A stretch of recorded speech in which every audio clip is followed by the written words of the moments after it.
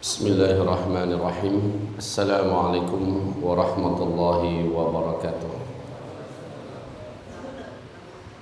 Alhamdulillah wassalatu wassalamu ala Rasulillah sallallahu alaihi wasallam. Rabbi shrah li sadri wa yassir li amri wa hlul 'uqdatam min lisani yafqahu qawli wa ba'du.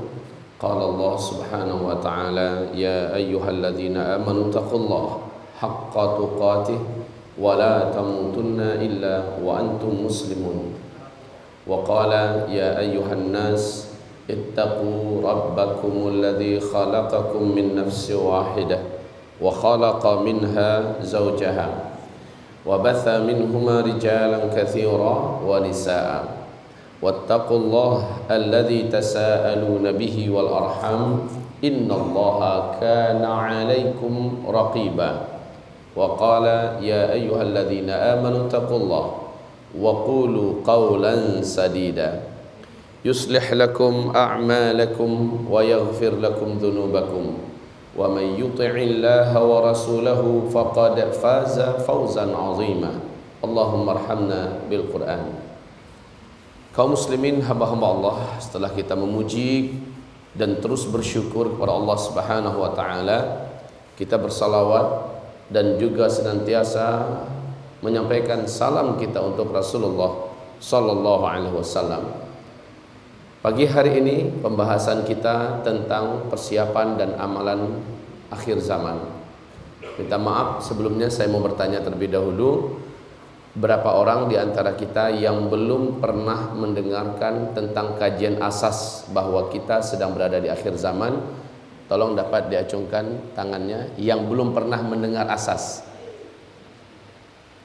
Sama sekali tidak di pengajian saya sebelumnya, tidak pula di YouTube, belum pernah. Baik kaum muslimin yang kami muliakan, karena kajian ini yang siang hari ini adalah lanjutan daripada kajian asas. Kita katakan kajian asas sebab jadi nyambung bagi yang sekarang datang tiba-tiba diajak untuk melakukan persiapan akhir zaman. Sebenarnya apa sih? Ada apa? Apa iya kita di akhir zaman?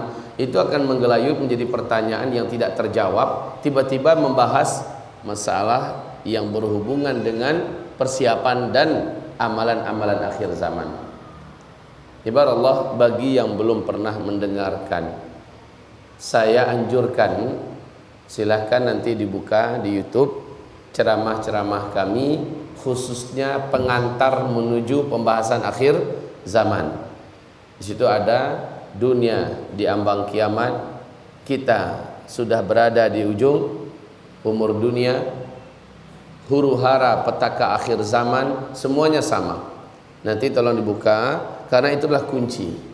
Apabila kuncinya sudah menjadi keyakinan di hati kita, maka instruksi apapun yang muncul akibat dari pembahasan itu, kita akan siap menjalankannya dan kita akan bersegera untuk menerapkannya. Tapi apabila tidak, maka ini hari pembahasan hanya akan menjadi sesuatu yang aneh, bisa jadi dianggap unik, atau mungkin ada yang mengatakan ini lucu. Ibarat Allah yang kami muliakan, ala kulli hal, semua persiapan yang akan kami sebutkan ini berdalilkan kepada sunnah yang sahih dari Rasulullah sallallahu alaihi wasallam. Kemudian kita juga akan memaparkan perkara-perkara yang berhubungan dengan materi atau konten yang ada dalam kitab. Jadi yang enggak bawa kitab, tolong dibawa nanti pena, disiapkan pena dan tulisan. Saya akan instruksikan, minta maaf bahasanya, saya akan instruksikan beberapa halaman yang tidak boleh dilewatkan.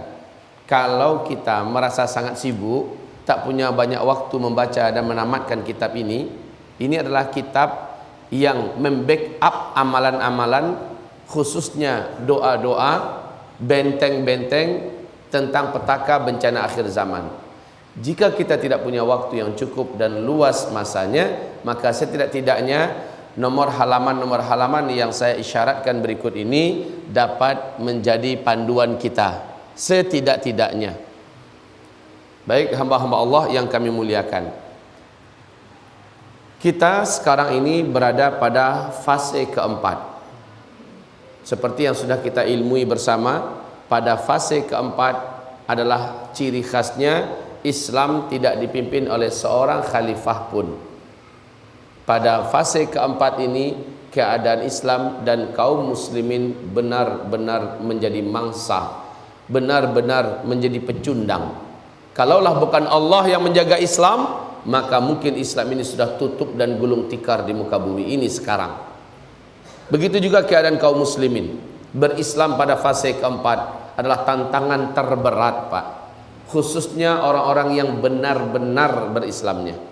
Orang yang benar-benar menjalankan agama pada fase keempat ini sungguh teramat sangat berat, seperti menggenggam batu bara yang sedang menyala. Dipegang tangan terasa hangus terbakar, dilepaskan dia lepas dari Islamnya. Pilihan tidak ada kecuali dia harus tetap berpegang erat dengan Islam ini.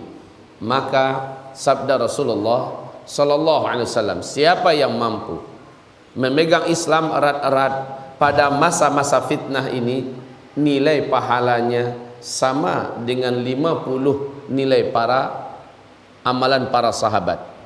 Satu orang yang mengamalkan amalan yang sama yang dulu diamalkan para sahabat di zaman fitnah ini, di mana seluruh orang menentang amalan itu, seluruh orang membenci amalan itu, padahal ini adalah amalan yang dianjurkan dalam sunnah, amalan yang diperintahkan. Maka orang yang mampu mengamalkan amalan itu dan istiqomah di atasnya, dia berhak mendapatkan pahala khamsina rajulan, 50 orang lelaki dari para sahabat.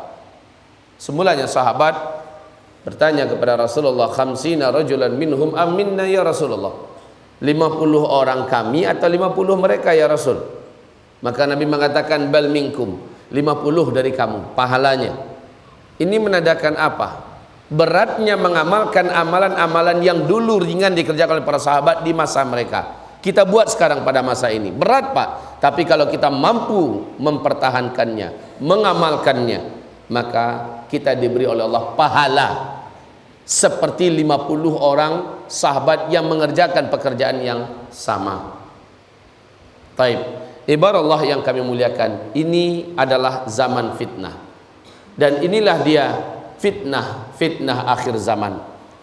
Ibarat Allah, ma'asyiral muslimin yang kami muliakan, dalam fitnah akhir zaman tentu saja yang kita maksud terjadi pada fase keempat ini, di mana pada fase keempat ini dukhan akan menyelimuti bumi 40 hari 40 malam.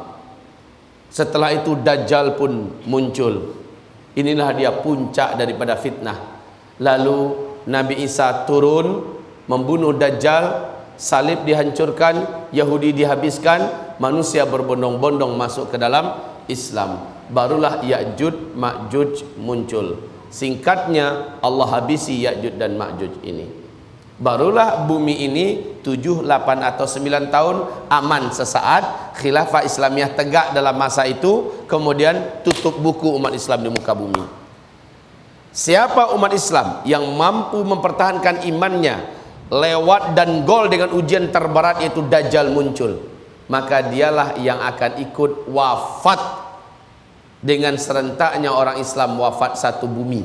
Tapi siapa orang beriman atau orang Islam yang tidak mampu mempertahankan Islamnya ketika Dajjal muncul, maka pertanda dia tidak akan ikut diwafatkan Allah pada tanda besar kiamat yang ketujuh. Dia akan ikut menyaksikan kejadian yang ke-8, ke-9 dan ke-10. Na'udzubillah, na'udzubillah, thumma na'udzubillah. Ibarat Allah yang kami muliakan, pada fase keempat ini diistilahkan dengan fase-fase fitnah, sehingga para ulama ahli hadis memuat dalam kitab-kitab hadis mereka dengan kitabul fitan.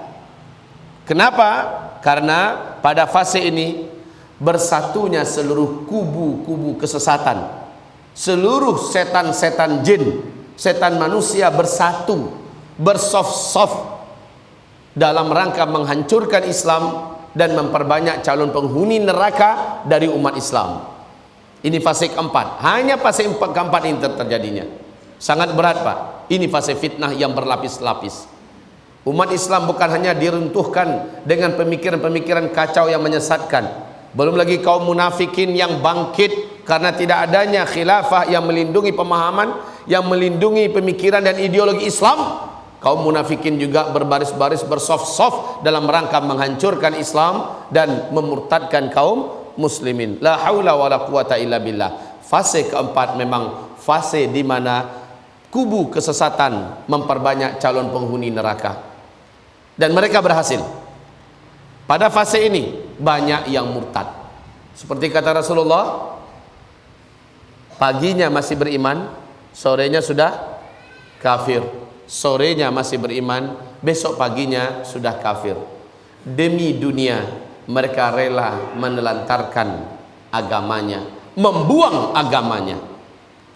Pada fase ini ibarat Allah, tekanan hidup menjadi-jadi karena ekonomi yang terus merosot tajam, harga-harga barang menjadi naik, kemudian nanti pada puncaknya pangan susah didapat di mana-mana, pakan pangan susah didapatkan di mana-mana, kekeringan terjadi di mana-mana, air juga tidak didapatkan, hewan ternak mati bergelimpangan, tanam-tanaman pada mati seluruhnya. Ibarat Allah yang kami muliakan, pada saat itu orang yang paling kuat iman sekalipun, kata Rasulullah, akan melewati kuburan, dan dia sangat iri dengan orang-orang yang terlebih dahulu sudah meninggal, dan dia berharap kalau dia juga ada di dalam tanah, karena hidup di atas tanah teramat sangat berat.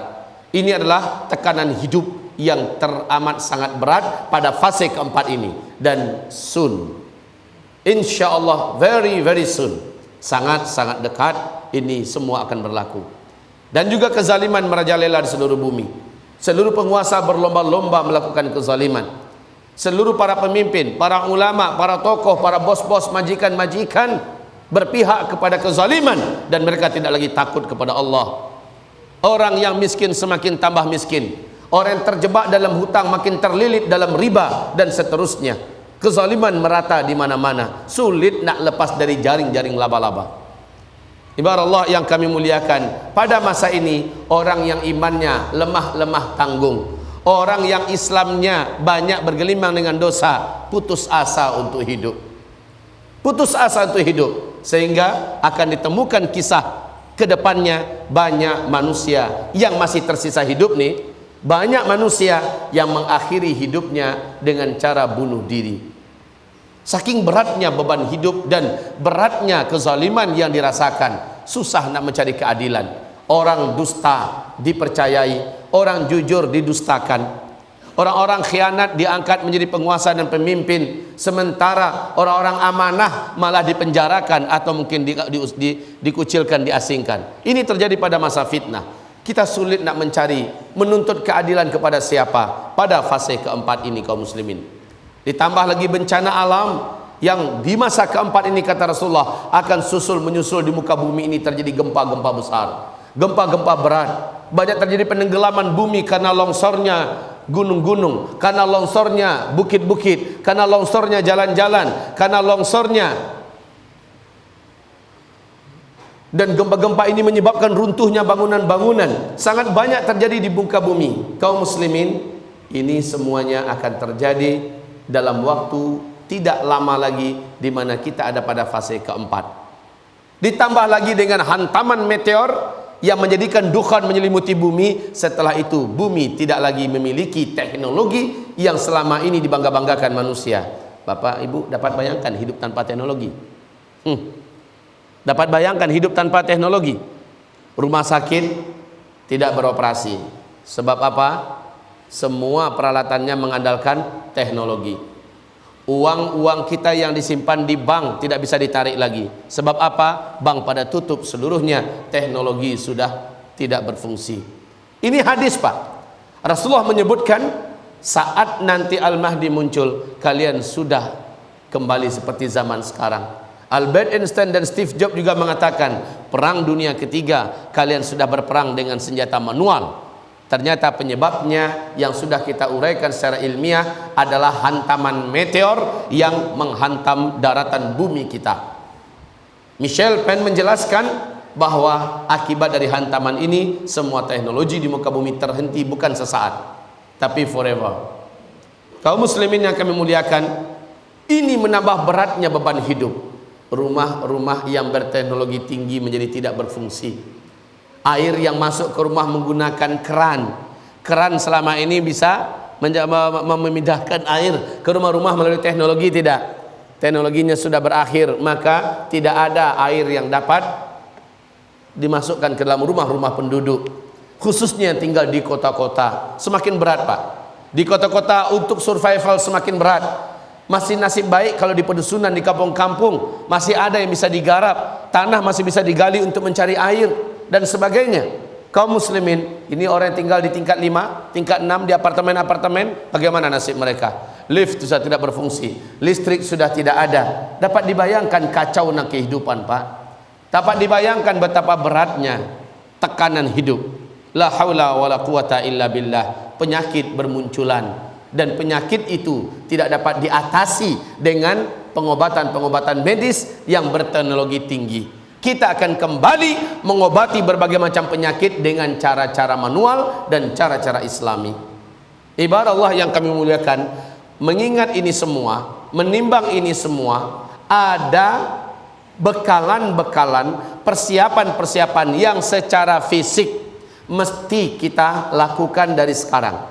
Jika memang benar dalam 1-2 tahun ini meteor-meteor ruang angkasa berhasil menjebol pertahanan lapisan atmosfer bumi kita, dan apabila memang benar NASA Amerika mengatakan bahwa ini adalah tahun terakhir bumi kita ada di tengah-tengah arus sungai meteor di ruang angkasa, maka peluang bumi kita mengalami hantaman ini juga semakin mendekatkan kita kepada keyakinan, karena Nabi sudah menyebutkan meteor akan menghantam bumi dan terjadilah hujan meteor apabila umatku di muka bumi sudah melakukan 3 perkara bersamaan. Pertama, kata Rasulullah, silakan ulangi yang pertama. Apabila di tengah umatku sudah banyak bermunculan penyanyi-penyanyi wanita. Yang kedua, apabila musik dan alat-alat musik sudah menyebar dan digemari oleh umatku di mana-mana.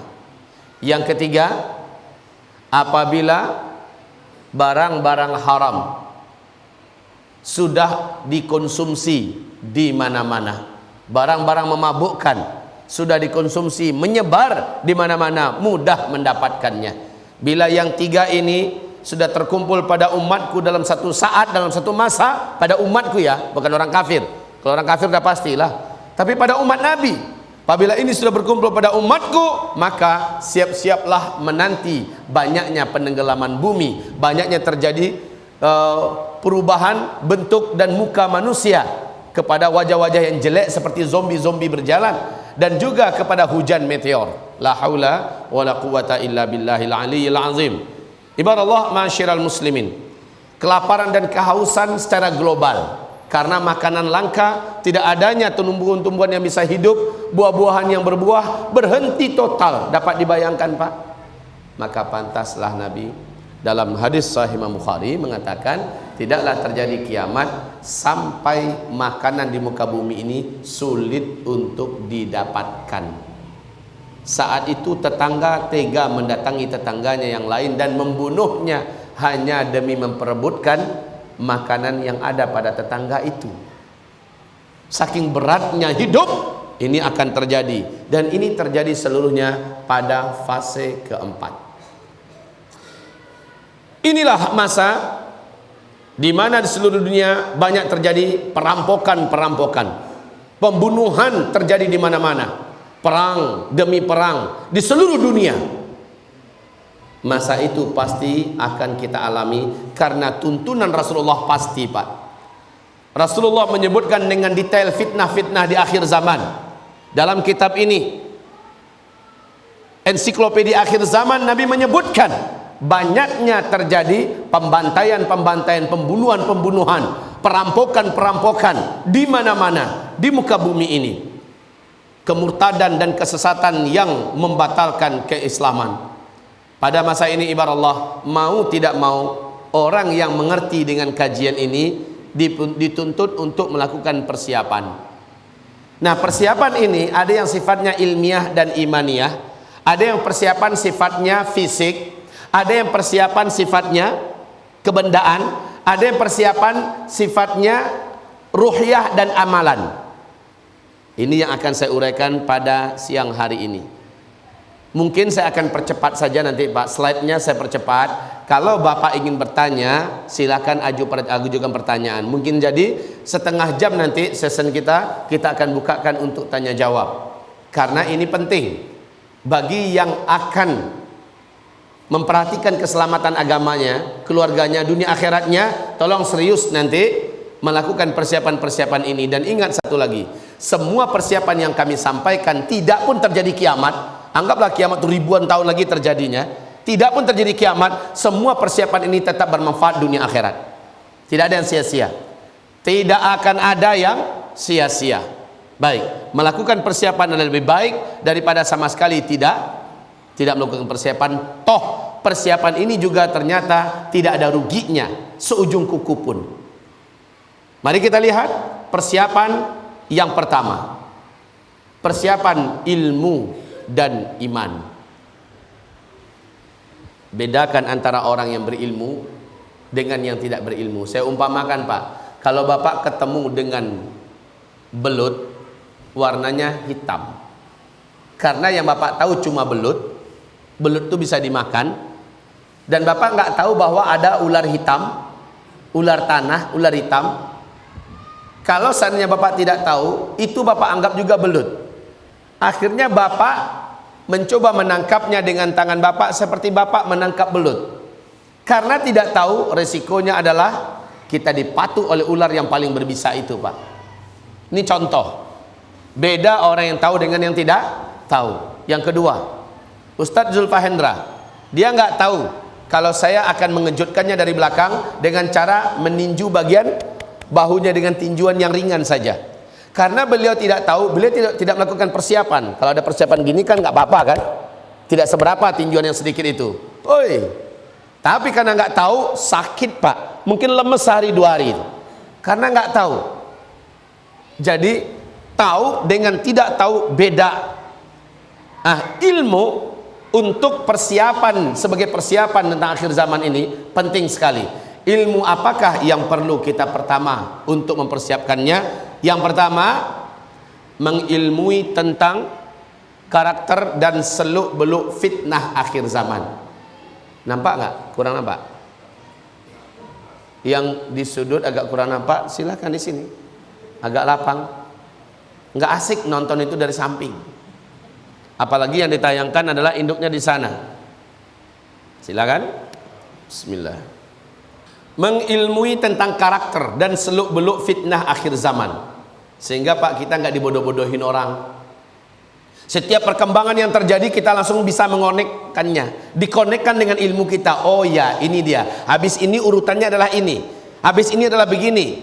Ada manuver-manuver musuh yang membuat kita bisa tersilap dan tertipu karena kita sudah tahu jalur urut-urutannya menurut hadis, menurut tuntunan sunnah. Kita nggak bisa dibodoh-bodohin Pak. Itu ya. Maka qul hal yastawil ladzina ya'lamun wal ladzina la ya'lamun. Samakah orang yang tahu dengan yang tidak tahu? Baik. Mengilmui tentang karakter dan seluk-beluk fitnah akhir zaman ini akan dapat menjadi bekal agar kita tertuntun dan terpandu dalam menghadapi apapun gonjang-ganjing kehidupan sekarang. Yang pasti Pak, Bapak jangan panik. Ke depan Bu, Ibu jangan panik. Kalau seandainya Bapak Ibu menemukan perubahan demi perubahan begitu cepat dan seluruhnya mengarah kepada negatif, Bapak Ibu jangan panik. Toh Rasulullah juga mengatakan akan tiba suatu masa pada umatku, orang yang hidup pada zaman itu, pada masa itu, hari-hari yang dilaluinya makin ke depan makin bertambah buruk. Hari ini lebih buruk daripada sebelumnya, esok lebih buruk daripada hari ini. Jadi Pak, Bapak berharap lebih baik untuk di Indonesia, tidak akan pernah terjadi. Bukan hanya Indonesia, seluruh dunia, baik alamnya, ekonominya, politiknya, pemimpinnya, seterusnya, moral bangsanya dan sebagainya kaum muslimin, makin ke depan makin bertambah buruk. Tapi karena Bapak mengetahui tentang seluk-beluk karakter ini, ya, karakter dan seluk-beluk fitnah akhir zaman ini, Bapak sudah mempersiapkan mental dari jauh-jauh hari. Ini loh hikmahnya, mempersiapkan mental dari jauh-jauh hari. Enak loh Pak, kalau kita dari jauh-jauh hari udah tahu. Saya pernah bawa rombongan, kami katakan dari Payakumbuh ke Pekanbaru nih. Nanti di Pekanbaru tempat tidurnya kita cuma di lantai, airnya juga sedikit dan itu agak keruh. Kemudian kita panas, banyak nyamuk, ya. Jadi bersiap-siap saja dengan kondisi yang ada, makanan juga ala kadarnya. Ketika itu disampaikan, siap, seluruhnya siap dengan persepsi seperti itu. Tiba-tiba Pak, yang mereka temukan di sana jauh lebih baik daripada yang digambarkan. Karena mereka udah siap. Coba kalau gambaran mereka di sana itu ada hotel, kemudian makan minumnya sudah ready dan enak segala macamnya, yang mereka temukan lebih jelek dari itu, mereka akan kecewa Pak. Maka sekali lagi, ketika kita mengetahui seluk-beluk karakteristik daripada fitnah akhir zaman ini, kita mempersiapkan mental dari dini. Itu yang paling penting. Khususnya juga kasih tahu istri-istri kita, anak-anak kita. Taib. Selanjutnya apa lagi? Inilah dia Bapak, yang Bapak lakukan sekarang adalah mengilmui tentang karakter dan seluk-beluk fitnah akhir zaman. Selanjutnya, dan ini adalah asas dan basic yang terkuat untuk persiapan tentang keilmuan, wajib mengilmui tentang akidah dan tauhid yang sahih. Bagaimana akidah dan tauhid yang sahih itu? Sesuai dengan pemahaman generasi salaf, yaitu Rasul dan para sahabat, tabi'in dan tabi'in. Karena dalam Al-Quran surat An-Nur ayat yang ke-55, Allah menyebutkan orang yang mampu menghadapi, bahkan sukses berjaya melalui masa-masa berat di akhir zaman adalah amanu minkum. Ini yang pertama, orang yang beriman di antara kamu, imannya sahih, akidahnya benar, tauhidnya lurus, wa amilus salihat, dan mereka orang-orang yang beramal saleh. Jadi setiap kita ditekankan, dan ini memang wajibnya sampai mati Pak, enggak pun karena kiamat, berakidah lurus, bertauhid benar itu wajib enggak sampai mati. Maka mengilmuinya adalah sebuah kewajiban, hukumnya fardhu ain, apalagi dalam menghadapi kemunculan Dajjal. Dalam rangka kemunculan Dajjal, hanya ahli-ahli tauhid di akhir zaman sajalah yang akan selamat. Nah, sekarang kita ingin pastikan kita termasuk di antara mereka enggak? Kita udah belajar tentang tauhid yang benar enggak? Jangan-jangan pengetahuan kita tentang akidah Islam, tentang iman yang benar, tauhid yang sahih masih kayak dulu-dulu. Kita harusnya bertanya Pak, macam mana Rasul dan para sahabat berakidah, bertauhid? Apakah sudah seperti itu tauhid saya hari ini? Jangan-jangan tauhid saya seperti tauhidnya nenek moyang yang tidak bersumberkan kepada Rasulullah. Jangan-jangan akidah yang turun-temurun kami warisi sudah bercampur aduk dengan akidahnya kaum Hindu, kaum Buddha dan sebagainya, atau dari kaum yang agamanya abang-abangan. Perlu kita luruskan sekarang persepsi kita tentang akidah yang sahih itu Pak, Bu. Jadi sebenarnya minta para ulama-ulama kita Pak, daripada banyak membahas masalah fikih, utamakan, prioritaskan bahas masalah akidah. Fokuskan membahas masalah tauhid yang lurus. Seperti apa tauhid yang lurus? Tidak ada perbedaan pendapat para ulama tentang masalah tauhid. Perbedaan pendapat ini banyaknya hanya di bidang fikih. Nah, ini yang perlu kita ketahui. Bagaimana tentang ruh? Bagaimana tentang masalah sihir? Bagaimana tentang masalah kubur? Bagaimana tentang masalah, maksud saya alam kubur ya, bukan masalah kuburannya. Kalau kuburan masuknya fikih lagi, tapi alam kubur masuk ke bab akidah, bab iman ya. Nah, kaum muslimin, bagaimana tentang malaikat dan seterusnya, kita perlu mengilmui dengan pengilmuan yang benar. Dan masalah tauhid, masalah akidah adalah bidang saya ketika dulu di Timur Tengah. Ketika saya masih di Al-Azhar, saat saya masih ada di Tripoli, Libya, itu adalah bidang yang saya geluti berlama-lama Pak, dalam masalah akidah dan tauhid. Disebutkan hanya orang-orang beriman nanti pada akhir zaman, kata Rasulullah sallallahu alaihi wasallam,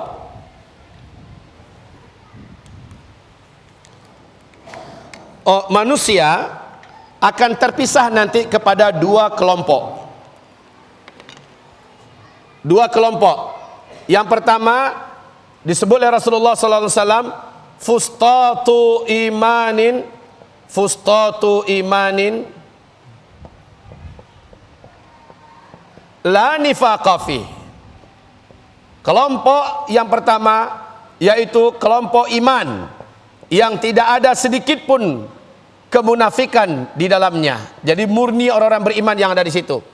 Yang kedua, fustatu nifaqin. Fustatu nifaqin. Kelompok kemunafikan, la imana fih. Ini umat Nabi loh ya. La imana fih. Yang tidak ada keimanan di dalamnya sedikit pun. Nah, pada zaman kita ini kita akan dibelah oleh Allah menjadi dua kelompok saja. Satu, kelompok iman yang tidak ada sedikit pun kemunafikan. Dua, kelompok munafik yang tidak ada iman sedikit pun. Apa yang membedakan dua kelompok ini? Yaitu fitnah duhaima. Saya sudah pernah menjelaskan fitnah duhaima di sini. Sudah pernah saya jelaskan? Kalau ada yang mengatakan belum, sabana palupu. Benar-benar pelupa. Kaum muslimin, kalau belum tahu apa itu fitnah duhaima, nanti tolong rujuk kepada kitab kita ini, buka halaman 193 sampai 220-an. Nanti lihat ada pembahasan masalah fitnah duhaima, di mana kata Rasulullah, siapa yang selamat dari fitnah duhaima ini, dia pasti selamat dari dajjal. Siapa yang terkena oleh fitnah duhaima, maka dia tidak akan selamat dari dajjal. Jadi kalau ada yang belum tahu, tolong kembali buka kitabnya. Taib kaum muslimin yang kami muliakan. Jadi kita kembali di sini mengilmui akidah dan tauhid yang sahih sesuai dengan pemahaman generasi salaf. Pastikan kita termasuk sebagai ahli tauhid seperti mereka. Di sini saya tulis wajib baca Zaz. Nampak? Wajib baca Zaz. Halaman 193 ada hadis sahih. Zaz itu apa? Ini dia. Zaz itu adalah zikir akhir zaman. Saya singkat ya. Nanti kalau ensiklopedia akhir zaman EAZ. Nanti ada pandu-panduan saya, baca EAZ halaman sekian. Ini saya tuntun Bapak Ibu supaya mendapatkan dalilnya, ya. Bapak Ibu yang kami muliakan, karena di sini Rasulullah SAW mengatakan, ada yang bawa kitab ini enggak? Ada yang enggak bawa? Ya, tolong lihat halaman 193 contohnya. Saya tahu Bapak Ibu tidak punya banyak masa untuk baca nih kitab. Kalau kita sedang ngaji gini, bagusnya nih di bawah. Saya sudah kasih tahu dulu, asal ngaji dengan saya di bawah. Kecuali tema kita sudah keluar dari tema akhir zaman. Selama masih ngaji tentang akhir zaman, di bawah. Lihat nih, ada hadis. Nabi mengatakan umatku akan terpecah menjadi dua golongan. Umat Nabi, orang Islam yang masuk dalam kelompok abu-abu, yaitu kelompok munafik, ketika Dajjal keluar, dia pasti akan sujud menyembah Dajjal. Tapi umat Nabi yang selamat dan bergabung dalam kelompok iman, insya Allah Ta'ala dia akan termasuk di antara yang selamat dari Dajjal. Maka pastikan Bapak Ibu seluruhnya ada dalam kelompok ahli iman ini, ahli tauhid ini. Yang pertama yang saya lakukan adalah pelajari dari sekarang. Jadi tolong Pak, tolong seluruhnya kaum muslimin, ustadz-ustadz kita yang diundang ngaji di sini, ulama-ulama kita yang kita datangkan kemari, mintalah kepada mereka dengan serius agar mereka mengajarkan kepada kita tentang akidah yang sahih, tauhid yang lurus menurut manhaj salafus saleh. Begitu ya? Baik. Ini berikutnya. Selanjutnya, lihat berikutnya Bapak Ibu. Memahami karakteristik musuh-musuh Islam, serta memastikan tidak termasuk di antara kelompok mereka. Lah ini Pak, Nabi menyebutkan, lihat dalam EAZ, baca EAZ halaman 846 sampai 853. Nih dari kitab ini, Nabi menyebutkan ada beberapa kelompok calon pengikut Dajjal, dan ketika Dajjal keluar mereka benar-benar pasti menjadi pengikut Dajjal, ditopang oleh dalil-dalil yang sahih dari Rasulullah. Ada di kitab ini Pak. Nah kita harus mengetahui siapa-siapa kelompok itu.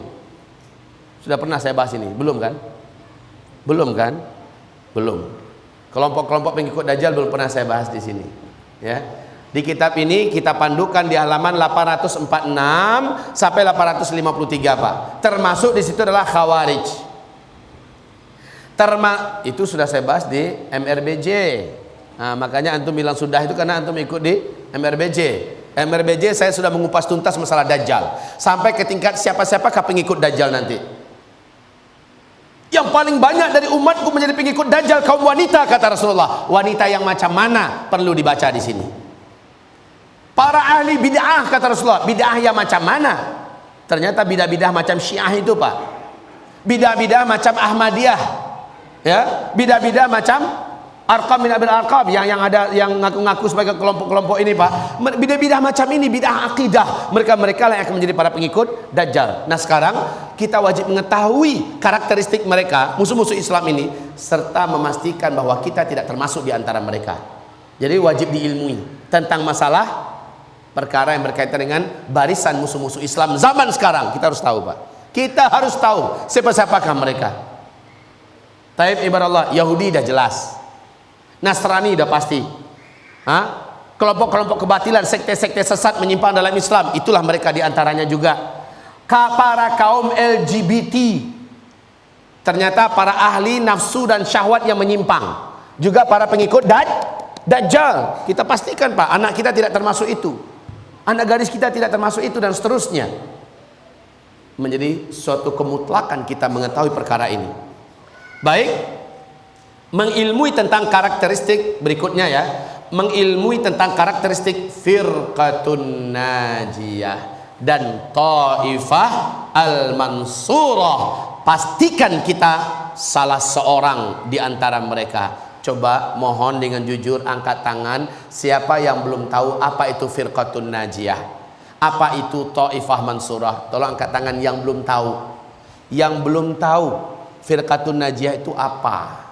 Allahu Akbar, mayoritas. Mengilmui tentang karakteristik firqatun najiyah, satu kelompok, kan Nabi berkata umatku akan terpecah menjadi 73 kelompok, 72-nya sesat masuk neraka, cuma satu kelompok yang selamat masuk surga. Nah, yang selamat masuk surga inilah yang disebut dengan firqatun najiyah. Sepakat seluruh ulama-ulama ahli mazhab kita, sepakat ulama-ulama ahli hadis kita menyebutkan firqatun najiyah adalah satu kelompok dari 73 kelompok yang disebutkan Nabi yang akan muncul di akhir zaman.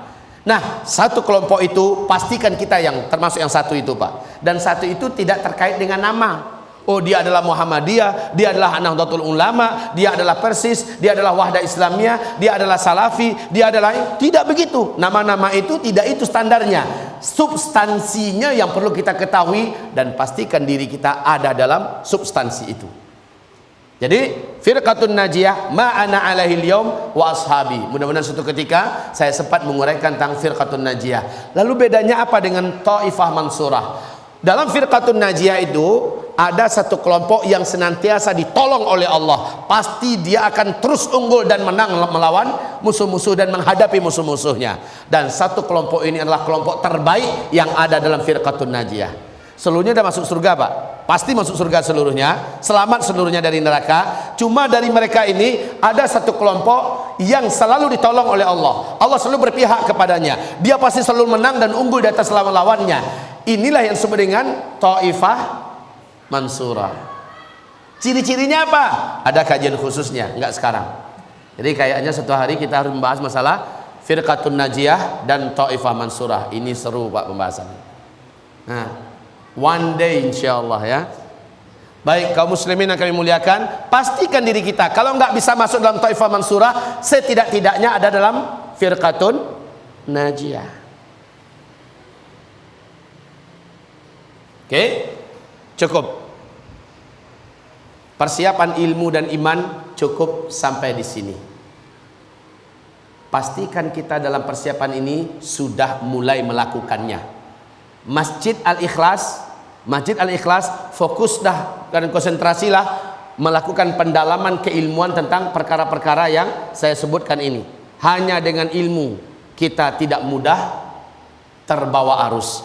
Hanya dengan ilmu iman kita tertuntun dan terbina dengan tepat dan benar. Tanpa ilmu maka kita akan menjadi pecundang, kita akan menjadi korban dan mangsa. Persiapan berikutnya, sebelum saya lanjutkan persiapan berikutnya, silakan ada pertanyaan sekarang. Jadi setiap persiapan kepada persiapan yang lain, saya buka sesi pertanyaan. Silakan kalau ada pertanyaan sekarang. Tidak ada, lewat dulu. Persiapan kita selanjutnya. Nah, ini persiapan sifatnya fisik. Fisik ini Pak tidak akan bertahan lama. Tetapi walaupun begitu, dirasa perlu dan penting kita mengetahuinya, karena bagaimanapun saat ujian awal-awal itu datang Pak, berat. Tapi kalau ada persiapan secara fisik, secara materi, sedikit banyaknya kita akan lebih merasa agak terbela, terbantu, tertopang dibandingkan orang yang tidak sama sekali melakukan persiapan fisik. Fisik itu bukan hanya badan melulu ya, tapi keberadaan benda-benda yang lain. Baik, kita tahu teknologi tidak ada, perang banyak mewabah di mana-mana, kemudian penyakit juga menyebar, rumah-rumah sakit tutup, semua kesulitan hidup menghimpit, dan banyak orang-orang yang ingin merampas, merampok, membuat geng-geng untuk melakukan pembunuhan kesana kemari, seperti zaman-zaman di komik dulu, zaman-zaman cerita-cerita kita, orang-orang zaman-zaman hukum rimba dulu Pak, itu semua akan terulang kembali. Lalu apa persiapan kita dalam mengantisipasi kondisi yang seperti itu secara kebendaan? Baik, persiapan materi. Yang pertama, ingat hadis Nabi, kalaupun dekat dah kiamat, tanamlah biji kurma. Masih dengar hadis ini enggak? Kalaupun besok pasti kiamat, kata Rasulullah, tanamlah biji kurma. Seandainya di tangan kamu ada satu biji kurma. Maksudnya apa? Ternyata subhanallah Pak, salah satu di antara tumbuhan dan tanaman yang menghasilkan makanan paling awet, paling tahan, paling kuat di bumi ini, apalagi menghadapi dukhon, adalah kurma. Sementara pohon-pohon yang lain dalam 40 hari 40 malam panas dan gelap itu Pak, pada mati, layu. Kurma tahan. Ini yang pertama. Yang kedua, buah-buahan yang mengandung kadar makanan dan energi kalori yang sangat besar dan tinggi adalah kurma. Nggak ada yang mengalahkan kurma. Dia mampu bertahan sampai 1 tahun Pak. Disimpan pun 1 tahun dia bertahan. Apalagi disimpan kurmanya masih dengan dahannya, masih dengan batangnya. Ya, itu lebih tahan, seperti Nabi Yusuf menyimpan gandum dengan batang-batangnya sekalian. Oleh karena itu pilihan makanan akhir zaman itu kembali kepada kurma. Nah, dalam masalah kurma ini saya harap Bapak Ibu semuanya coba belajar kepada Bapak Muhaimin Iqbal. Ada yang kenal? Bapak Muhaimin Iqbal, dia adalah Presiden Asosiasi Petani Kurma se-Indonesia. Beliau telah punya beberapa belas hektar lahan kurma di Bogor, dan beberapa binaannya di seluruh Indonesia sudah bermunculan. Alhamdulillah Pak, sudah bisa ditemukan teknologi yang memastikan mana kurma betina, mana kurma jantan, bibitnya. Sehingga kalau kita tanam kurma betina, dia menjadi Pak. Yang selama ini mungkin yang tertanam oleh kita adalah betina, kurma jantan, bibit jantan. Ini nggak berbuah.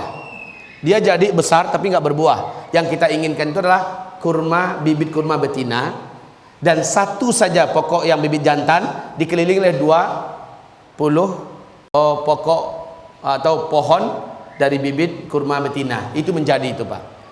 Satu batang kurma telah dianalisa sekarang ini mampu mengimbangi penghasilan 1 hektar sawit. Satu batang kurma dibandingkan 1 hektar sawit, orang nanam 1 hektar sawit 160 batang pohon, dengan 1 batang kurma di tanah yang 5 kali 5, tanam 1. Hasilnya sawit menghasilkan dengan hasil maksimal, kurma menghasilkan dengan hasil standar, nggak sampai maksimal dulu lah, standar. Hasilnya 1 tahun itu akan sama dengan 1 hektar sawit. Jadi rugi umat ini sebenarnya kalau punya lahan nanam sawit. Apalagi sawit sekarang sedang terjun payung terus. Harganya dikotak-atik oleh manusia Cina dan kafir lainnya dengan suka hati Pak. Sementara sawit nggak pun dibeli orang, sekeluarga dapat memanfaatkannya, khususnya untuk akhir zaman Pak. Kurma ini dapat awal-awal kita tanam dengan, apalagi di rumah macam rumah saudara kami, di atas lotengnya itu kita pakai polybag, Kita bisa dengan itu dulu Pak. Ketika dia sudah mulai agak membesar, baru pindahkan ke lahan tanah kita. Di depan halaman rumah kita saja apa? Satu saja tumbuh. Kata Ustadz Muhammad Iqbal, satu saja pokok kurma sudah dapat menjamin makan minum seumur hidup, istilahnya selama kurma itu masih ada, untuk satu keluarga. Sebaiknya setelur kita, ternyata nggak sia-sia ya Nabi menyuruh kita menanam kurma. Jadi startnya itu Pak ya, bukan menyiapkan beras di rumah, bukan mempersiapkan beras di rumah. Jika huru hara ini sudah pasti dan dekat, maka dapatkan sebanyak-banyaknya kita menyetok di rumah kita kurma. Dan baiknya kurma yang masih di dahannya, masih di rantingnya. Baik, ini yang pertama. Dan jangan nunggu-nunggu lagi. Bapak enak Pak, Bogor dekat sini, ketemu saja sama Pak Muhammad Iqbal, buka di Google berapa nomor HP-nya, kontak dengan beliau. Kalau perlu undang kemari, bicara tentang masalah kurma. Semua kita akan disupportnya, insya Allah Ta'ala. Disupportnya kita Pak. Satu pokok benih itu hanya 50.000, dan dia akan bantu bimbing kita sampai menjadi. 50.000 seberapa sih gitu kan? Sementara ini adalah persiapan yang sifatnya materi akhir zaman. Oke, saya sebut-sebut nama beliau supaya beliau mendapat perhatian dari publik kita umat Islam, dan jangan sampai sibuk lagi dengan nanam-nanam yang lain. Inilah tanaman berkah yang Allah merekomendasikan dalam Al-Quran. Oke, selanjutnya membuat sumur-sumur manual di rumah. Kalau kata orang Padang, semua batimbo. Buat sumur-sumur manual. Kenapa? Karena kaum muslimin ketika teknologi tidak dapat menyalurkan lagi air ke rumah-rumah kita melalui keran, maka saat itu kita memerlukan sumber mata air dari rumah kita sendiri, dan itu adalah kepada sumur zaman dulu. Ini sumur-sumur yang ada malah ditimbun. Salah kaum muslimin. Tolong kembali aktifkan sumur-sumurnya ya. Yang belum punya dibuat. Oh di Jakarta agak berat Pak Ustadz, agak payah. Jangan pakai sumur bordah. Bordah itu juga mengandalkan listrik, mengandalkan teknologi ya. Sumur manual. Kalau begitu persiapkan di kampung kita satu rumah, yang rumah tersebut kaum muslimin sudah serba manual di rumah itu, dan ada juga sumurnya di situ. Suatu hari kita wajib lari di kota besar. Wajib lari dari kota besar. Sungguh orang yang paling panik, paling stres, paling shock di muka bumi inilah orang-orang yang tinggal di kota besar di akhir zaman ini. Jadi siap-siap untuk menjadi orang kampung kembali. Benar, serius. Siap-siap untuk menjadi orang kampung kembali. Dan Nabi juga menginstruksikan, tidak ada satu kota pun di muka bumi ini melainkan Dajjal pasti masuk ke dalam kota itu, kecuali Mekah dan Madinah. Baik, ini persiapan yang kedua. Sekarang masih bisa Pak, dengan teknologi mudah menggali tanah, mudah masukkan cincin ya. Tapi ketika teknologi udah nggak ada, jadi sulit membuatnya. Sampai mencret Bapak mau gali itu, belum tentu akan ketemu air. Sekarang masih enak Pak, jadi bisa dibantu, dimudahkan dengan teknologi. Ayo gali sekarang, buat sumur-sumur manual. Rugi nggak buat sumur manual? Kalaupun terjadi 1000 tahun lagi kiamat, rugi nggak buat sumur manual? Tetap nggak rugi, tetap berguna nggak? Tetap berguna kaum muslimin. Begitu juga nanam kurma, rugi nggak? Nanam kurma nggak ada ruginya. Dengan ada kurma, rasa ada bangga seorang muslim itu muncul di dada kita. Terus juga ada buah-buahan yang dapat kita nikmati. Khususnya bulan Ramadan kita nggak perlu beli-beli lagi. Bisa banyak sedekah pada masyarakat luas, ya kan? Rugi nggak? Maka setiap apa persiapan yang kami sebutkan, tidak ada satu pun yang membuat kita rugi, nggak ada. Berikutnya, mengemaskan dan memperakkan uang-uang kertas kita. Nggak apa-apa start dari sekarang. Jangan lagi nabungkan uang kita di bank-bank. Dengar orang bank ini dah ciutnya di mereka nih. Ustadz ini buat kami rugi aja nih. Enggak, bukan begitu Pak. Kalau ada yang kerja di bank sini, kami enggak buat bank rugi, tapi Bapak pun kami anjurkan ya. Orang bank sini kami anjurkan ya. Kalau ada yang kerja-kerja di bank, khususnya bank syariah nih, kami anjurkan uang ini kembalikan kepada dinar dan dirham, atau kepada emas batangan, emas kecil batangan. Kenapa demikian? Nabi menyebutkan ketika Al-Mahdi keluar, kalian saat itu sudah kembali menggunakan dinar dan dirham, emas dan perak sebagai mata uang kalian. Di hadis yang lain Nabi mengatakan, uang-uang kertas kalian akan berserakan menjadi mainan anak-anak. uang-uang kertas. Masya Allah, nggak pernah ada uang kertas zaman Nabi, Pak. Tapi Nabi menyebutkannya seolah Nabi dikasih tahu bahwa nanti manusia pernah tertipu dengan menggunakan uang kertas. Uang kertas ini uang tipuan kaum muslimin. Bukan mata uang ini sebenarnya. Mata uang sebenarnya ada dinar dan dirham. Amerika tahu itu. Yahudi tahu itu, bahwa nggak lama lagi dunia akan kembali membuang dolar, euro dan segala macamnya. Orang tidak mengakuinya dan orang kembali kepada dinar dan dirham. Ayo, yang punya uang di bank, beransur-ansurlah belikan pada emas. Rugi nggak beli emas? Rugi nggak diemaskan uangnya? Hilang nggak uangnya? Enggak. Kalau uang di bank, Pak, saat teknologi musnah, babak gigit jari, teringat angkanya nolnya di belakang panjang, hanya sekedar memori yang disesali. Seumur hidup Bapak habis untuk nabung banyakkan uang di bank, mau ditarik teknologi udah nggak ada, gigit jari. Ahsannya beransur-ansur, Pak. Saya diam-diam belilah, hubungi gerai apa? Gerai dinar. Ya, hubungi gerai dinar, termasuk Bapak Muhammad Iqbal. Nah, ini beliau salah seorang ownernya. Jadi sekali undang kemari bicara tentang kurma dan bicara tentang dinar sekalian dengan beliau. Bagaimana kita bisa menabung dalam bentuk dinar? Ini juga oke kaum muslimin. Tapi sebaiknya tabungan itu tabungan pribadi, kita yang simpan. Jangan lagi simpan di bank, ya. Simpan di bank itu sekali lagi fiktif. Simpan bentuk dalam bentuk yang asli. Pegang emasnya, diam-diam cukup suami istri yang tahu. Simpan di mana tempat yang hanya kita dan istri yang tahu. Jangan diumumkan, saya sudah mulai, saya simpan di rumah, insya Allah hilang. Kaum muslimin, mulailah uang kertasnya didinarkan dan didirhamkan. Sekali lagi saya katakan, ada ruginya enggak nasihat ini dan anjuran ini? Tidak ada. Kapan kita perlu, toh bisa dijual lagi emasnya, ya kan? Kalau ternyata masih lama, ini simpanan yang paling aman, yang tidak akan dengan turun naiknya dolar dan segala macamnya. Baik kaum muslimin, selanjutnya persiapkan alat-alat penting kehidupan yang manual. Seperti apa contohnya? Kompor manual apa? Yang pakai sumbu. Sekarang rata-rata di rumah-rumah mungkin nggak ada yang gunakan ini lagi kan? Pakai sumbu. Sekarang persiapkan, Pak. Dan ini pun kapan-kapan listrik mati segala macamnya, gas macet segala macamnya, kita sudah standby dengan kompor manual, tetap berguna tuh barang. Ya kan?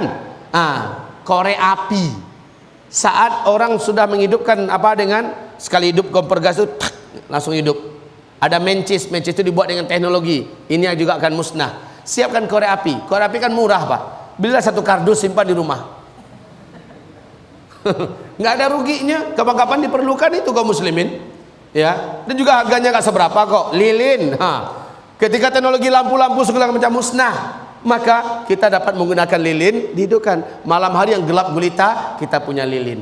Orang tinggal ngemis minta pada saya, bagi aku satu dong. Kita punya stok di gudang. Dan lilin ini juga nggak ada ruginya disimpan. Dia nggak pernah busuk, nggak pernah lapuk, ya kan? Betul tidak? Oke. Begitu juga dengan lampu badai. Ganti petromak ya. Lampu badai, Pak. Ada kasih minyak tanah sedikit, lampu badai ini bisa dibawa kemana-mana. Nah kaum muslimin, ini persiapan manual. Dan banyak lagi contoh-contoh yang lain. Pikirkan saja apa-apa dalam kondisi manual, kondisi tidak ada teknologi, kita perlu apa? Pikirkan sekarang. Maka beransur-ansur kita adakan. Dan ini ingat, harus yang realistis. Nggak pun terjadi bencana, petaka, musibah, akhir zaman segala macamnya, ini tetap bisa digunakan. Oke? Selanjutnya ibarat Allah yang kami muliakan, menyiapkan alat-alat survival yang manual. Apa-apa alat survival untuk dapat bertahan hidup, yang dapat menopang kehidupan secara genting, secara menakutkan, pokoknya secara survival. Bagaimana? Alat-alat apa yang diperlukan? Maka persiapkan itu. Silakan berpikir. Sekarang masih mudah mendapatkannya di Senen, Pak, atau di mana di Jakarta ini masih sangat mudah mendapatkan alat survival. Hari ini masih mudah mendapatkannya. Mbok ya persiapkan. Toh kapan-kapan kita outbound, ajak keluarga segala macamnya, itu diperlukan nggak? Tetap diperlukan. Jadi nggak ada ruginya sekali lagi kaum muslimin. Ya, saat terjadi huru-hara dan perang di mana-mana, kita harus lari ke tunutan, kita punya alat survival. Subhanallah, sekali lagi ini tetap berguna. Baik. Selanjutnya masker dan kacamata renang. Emang mau kemana kita Pak Ustadz? Menyebur ke laut. Kaum muslimin yang kami muliakan, jangan salah-salah. Masa dukhon, kabut asap dan debu yang teramat sangat panas dan tebal, kan begitu kan? Ini akan membuat mata tidak berani dibuka, akan membuat hidung sulit untuk menghirup oksigen yang bersih dan benar. Maka masker yang benar Pak, bukan masker murahan itu yang satu kotak harganya sekian itu, enggak. Masker yang benar. Toh kalaupun itu enggak terjadi, toh lama lagi masker ini tetap berguna. Kapan-kapan kita bawa motor apa atau ada asap tebal kayak dulu lagi melanda Indonesia, kita sudah siap dengan masker yang bagus. Maka siapkanlah masker yang mencukupi untuk satu keluarga kita bisa berganti-ganti. Baik kaum muslimin, kacamatanya kacamata yang mengamankan mata kita dari pedihnya debu dan asap yang teramat sangat tebal dari dukhan. Kalaupun dukhan nggak terjadi, bisa dibawa berenang kan? Jadi nggak ada ruginya. Sekarang kita mungkin ada orang dengar itu sambil mencemes. Tahu mencemes? Sambil mencemooh.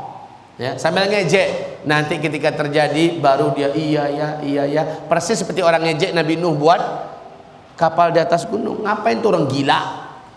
Padahal ini berguna Pak. Yang saya sampaikan ini tetap berguna. Enggak pun terjadi di zaman kita, tetap benda-benda ini berguna seluruhnya. Tapi mempersiapkannya ternyata terjadi, maka kita adalah orang yang lebih siap menghadapi ini semua. Oke? Selanjutnya, memiliki alat-alat bela diri manual. Ingat, tetangga tega mendatangi tetangganya yang lain untuk membunuh tetangganya.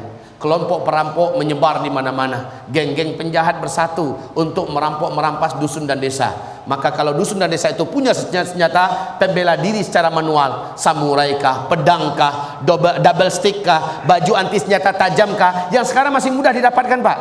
Sekarang masih mudah dibeli di pasar-pasar, masih mudah mendapatkannya sekarang. Nanti Pak, akan hilang seluruhnya dari peredaran, dan pasar-pasar juga pada tutup karena digarap, dirampok oleh orang-orang yang haus, seperti kejadian 98 aja. Betapa mengerikan kondisi pasar, betul tidak? Nah kaum muslimin yang kami muliakan, persiapkan ini semua. Apapun senjata yang sifatnya manual, dan senjata ini tidak bertentangan dengan, kalau ketemu kayak senjata api kan berbahaya tuh, kita akan diusut menjadi teroris. Tapi kalau senjata manual insya Allah enggak, double stick. Mana ada yang mengatakan yang pegang double stick teroris? Enggak ada. Jadi senjata yang sifatnya manual begitu deh yang sekarang ini perlu kita persiapkan. Dan dipersiapkan juga ikut latihannya Pak. Ngapain di gudang numpuk tapi nggak ahli satupun. Saat putarkan double stick kepala yang kena. Oke, baik kaum muslimin yang kami muliakan, selanjutnya alat dan obat-obatan tibbun nabawi. Ini ya. Tentu saja dengan punya alat ini kita juga dituntut untuk sedikit banyaknya kita punya basic tentang tibbun nabawi. Agar semua gangguan penyakit, semua apapun yang secara penyakit yang dialami oleh diri kita dan keluarga kita, kita dapat mengatasinya. Seperti alat bekam dengan segala perangkatnya. Lanjut. Nah ini dia. Lihat ini. Ini adalah puncak. Jika sudah dekat. Apa yang dimaksud dengan jika sudah dekat? Kalau sudah pasti dekat terjadinya dukhan, yaitu dengan pemberitaan dari NASA dan para pakar-pakar astronomi dunia, di TV-TV juga disebarkan bahwa dalam 1,5 bulan yang akan datang atau 2 bulan yang akan datang, bumi kita mengalami hantaman meteor yang cukup besar. Kalau sudah seperti itu beritanya Pak, maka yang harus segera dilakukan, jangan lagi main-main. Ambil sikap tegas, ambil langsung langkah-langkah yang pasti. Jika tidak Bapak menyesal, Bapak rugi.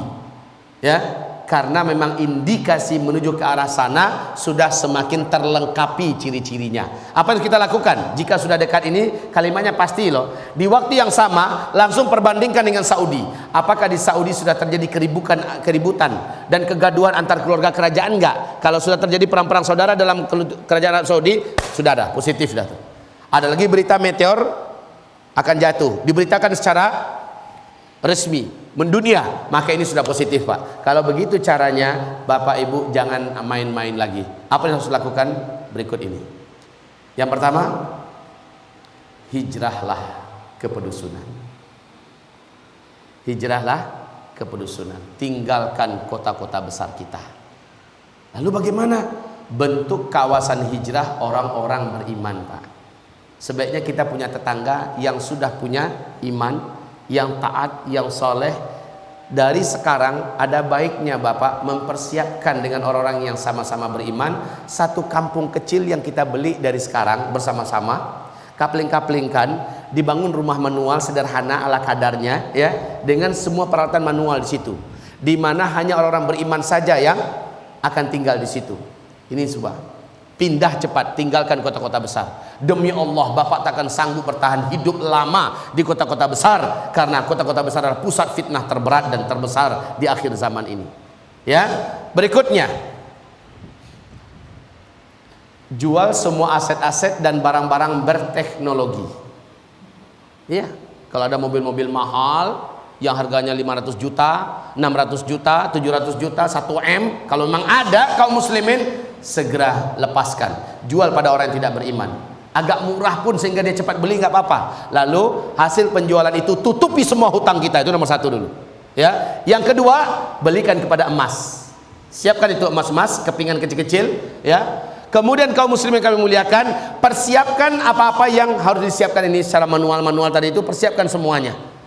Bapak Ibu, kemudian kalau Ustadz dalam 2-3 bulan kami masih perlu mobil, beli mobil murah yang harga 70 juta, sementara kita jual tadi 500 juta kan. 70, oh, masih bisa dipakai dalam rangka-rangka pindah itu, pindahan. Kita masih pakai mobil jelek itu. Kalau perlu rental aja dah. Itu teknis tuh kaum muslimin. Tapi pada intinya kita disuruh menghabiskan aset-aset kita, jual semuanya. Karena setelah itu mobil akan menjadi barang-barang rongsokan, semahal apapun orang akan mau lagi kalau disedekahkan. Karena sudah nggak bisa berfungsi. Pesawat tidak bisa terbang, kapal-kapal tidak bisa jalan, semua tidak berfungsi. Untuk apa tuh benda? Kiloan pun orang akan mau beli. Jadi jual ketika ini sudah pasti loh ya, jangan sekarang ya. Jangan sekarang. Sekarang silakan nikmati dulu, manfaatkan untuk ibadah kepada Allah Subhanahu wa taala. Tapi kalau udah pasti jual. Dan kalau bisa sedekahkan sebanyak-banyaknya biar kebawa ke akhirat, Pak. Siapa tahu jatuh meteornya ke kota kita, meninggal kita langsung. Kita udah berinfak di jalan Allah, Masya Allah. Harta kita kebawa semuanya. Itu yang paling ideal. Taib, kaum muslimin yang kami muliakan. Sekarang persiapan fisik dan keahlian. Silakan, ada pertanyaan yang tadi? Silakan.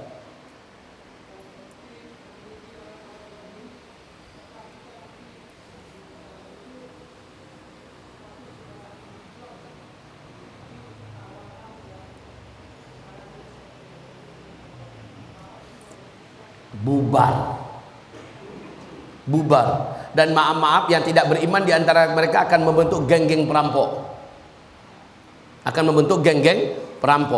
Akan menjadi komunitas-komunitas mafia dengan persenjataan manual, ngerampok ke sana kemari. Yang tidak beriman di antara mereka, ya, yang beriman mungkin gabung dengan kita. Tapi ingat, senjata-senjata canggih yang ada di tangan orang-orang sekarang itu sudah tidak mampu lagi digunakan. Tapi karena mereka orang-orang terlatih, ya, karena mereka orang-orang ini, mereka pasti akan bersatu lagi sesama mereka. Yang beriman akan gabung dengan kita, yang tidaknya akan menjadi geng-geng yang merampok ke sana kemari demi mempertahankan hidupnya. Paham, Pak? Ya, oleh karena itu kita memang perlu melakukan persiapan. Sesungguhnya para polisi, tentara dan sebagainya, mereka akan menjadi bahagian yang terkena fitnah akhir zaman ini.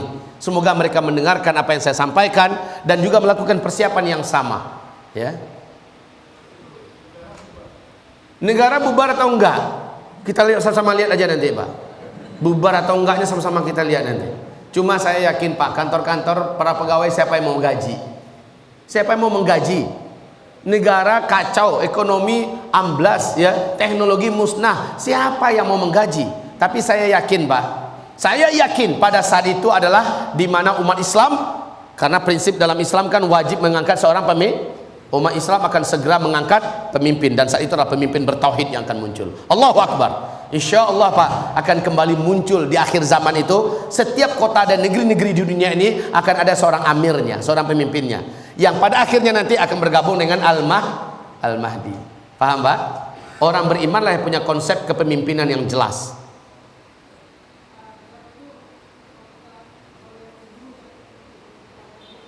Kenapa, Pak? Pada sekarang saja kita kalau mempertahankan diri boleh bunuh. Insya Allah polisi juga kalau mengusut kita, kita akan dibela oleh hukum. namanya mempertahankan diri, ya kan? Apalagi pada saat itu wajib hukumnya mempertahankan diri, justru nyerah dayus, ya. Makanya kaum muslimin, sekali lagi saya katakan, apapun perlengkapan perlindungan dan pertahanan diri yang sifatnya manual, dari sekarang nggak apa-apa diansur. Oke? Ya.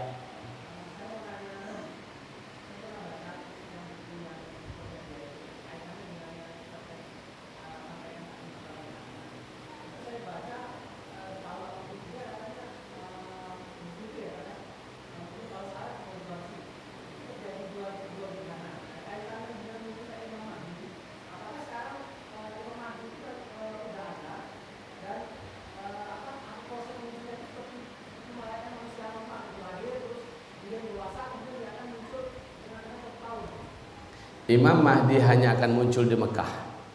Dia akan muncul di Mekah dalam hadis-hadis yang sahih dalam usia 40 tahun. Ya, dalam usia 40 tahun. Oke? Berarti beliau sekarang sudah ada atau tidak? Serahkan ilmunya yang pasti pada Allah, tapi melihat ciri-ciri dan tanda-tandanya menunjukkan bahwa beliau sudah mendekati umur 40 saat ini. Di manakah beliau saat ini? Bersama siapakah beliau saat ini? Maka jawaban yang paling aman itu adalah entah. Ya, saya tidak tahu. Kalau tahun 83 terjadi gerhana matahari dalam bulan Ramadan ya, 2 kali. 83 ya. 83 ke sekarang udah berapa tahun? 30?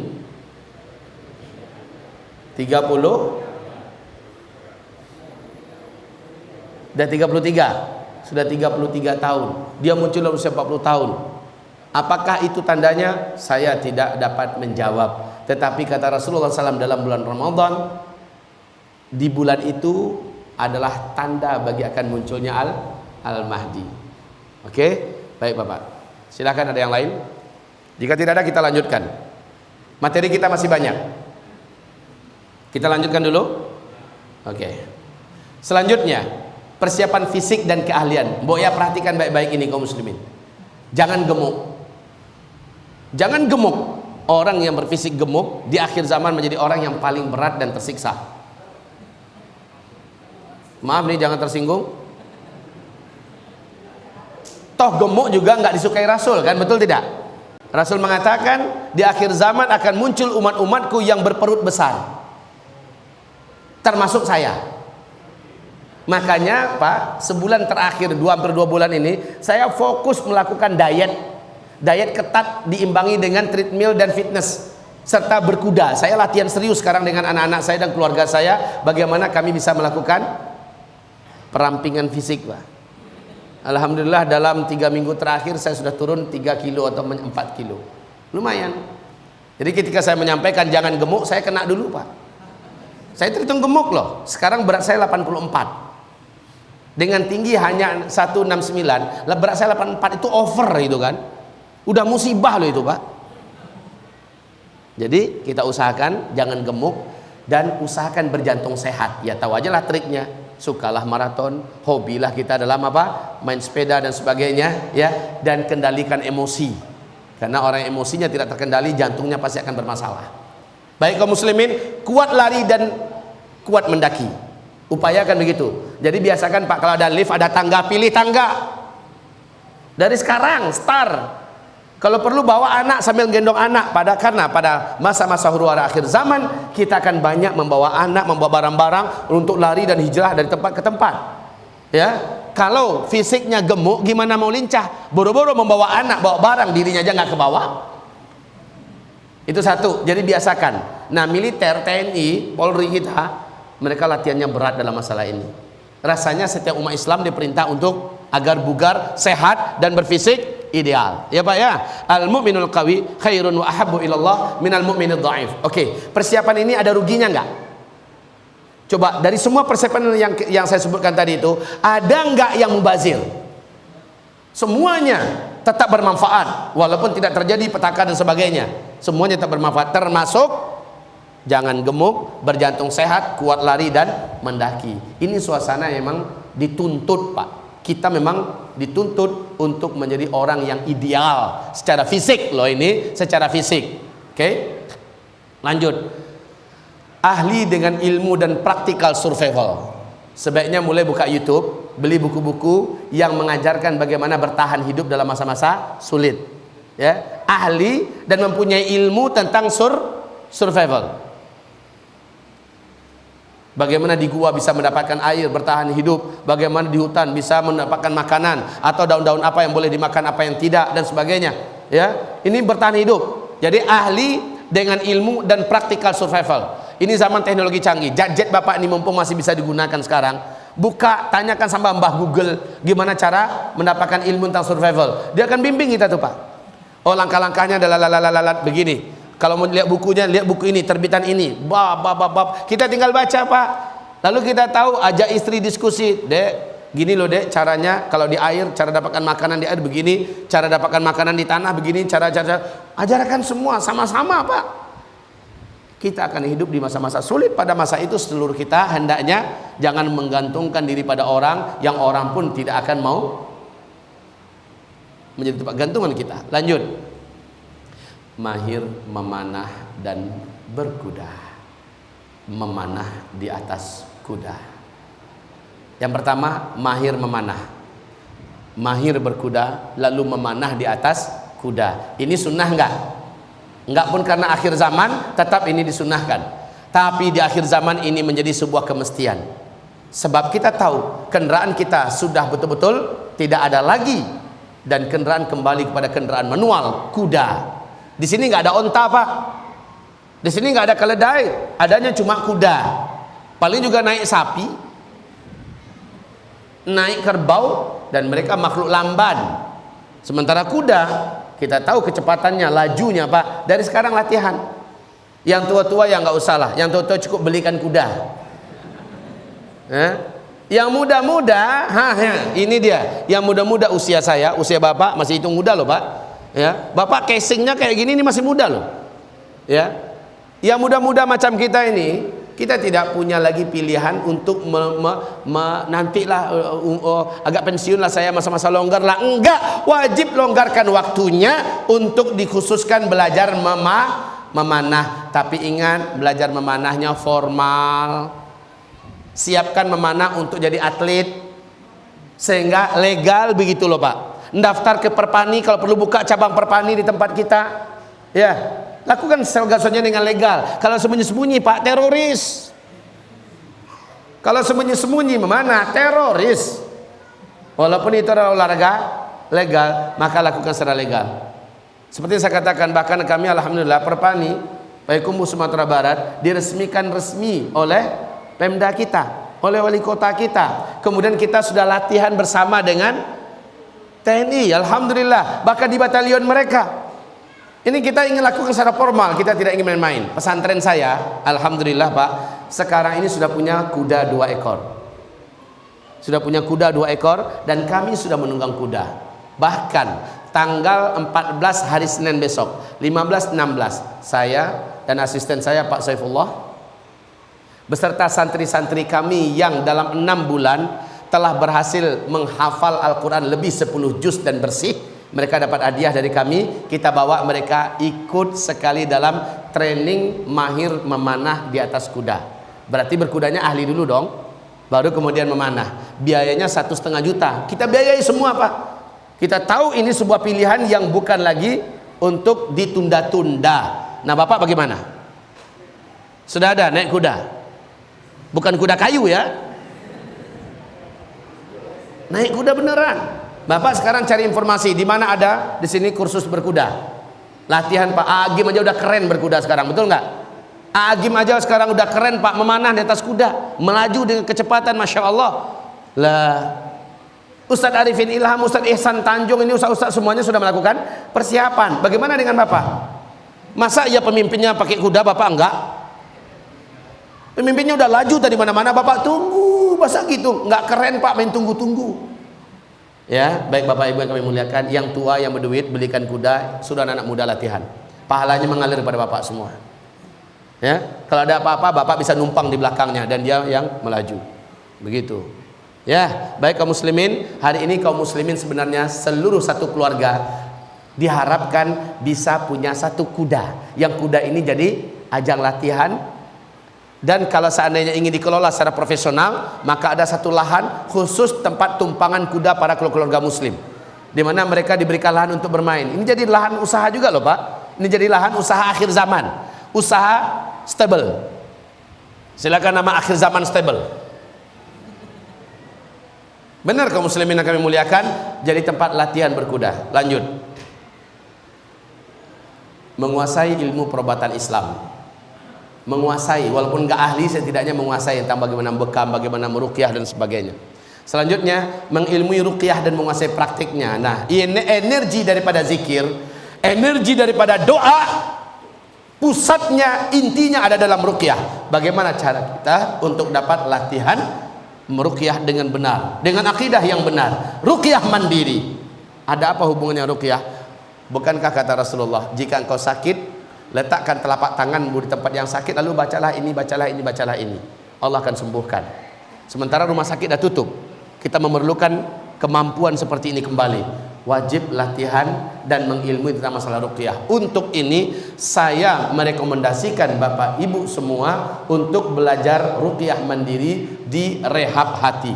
Saya adalah salah seorang pembina di Rehab Hati Foundation, Rehab Hati Qurani. Satu hari pertama khusus kita membedah masalah tazkiyatun nafas, mensucikan kembali akidah dan tauhid. Di hari kedua kita masuk kepada bab mengajarkan bagaimana cara melakukan ruqyah dengan ayat-ayat Allah sesuai sunnah, dengan doa-doa Rasulullah sesuai sunnah. Nah, ini berhubungan erat dengan energi akhir zaman adalah ruqyah. Maka Bapak Ibu, ruqyah bukan lagi perkara yang pantas untuk alah itu cuma untuk ustaz-ustaz, enggak, untuk seluruh kita. Kita harus pandai meruqyah, harus pandai meruqyah, ruqyah mandiri. Baik, selanjutnya jauhi makan makanan dan minuman beralkohol dan apapun yang instan. Nanti Bapak akan dengarkan, baca di sini akibat minuman beralkohol atau makan makanan instan. Ketika dukhan terjadi, orang-orang itulah yang akan melepuh kulitnya, yang akan rusak bentuknya akibat dari bercampurnya darahnya dengan bahan-bahan kimia, beralkohol tinggi dan sebagainya. Oleh sebab itu Pak, dari sekarang diangsur-angsur kita talak tigakan makanan-makanan instan, makan-makanan cepat saji, termasuk ayam instan. Ayam instan itu ayam yang hanya 30 hari udah wajib sembelih, udah wajib dimakan, udah besar. Bapak lihat saja proses pembesaran mereka, proses penyembelihan mereka menjijikkan seluruhnya Pak.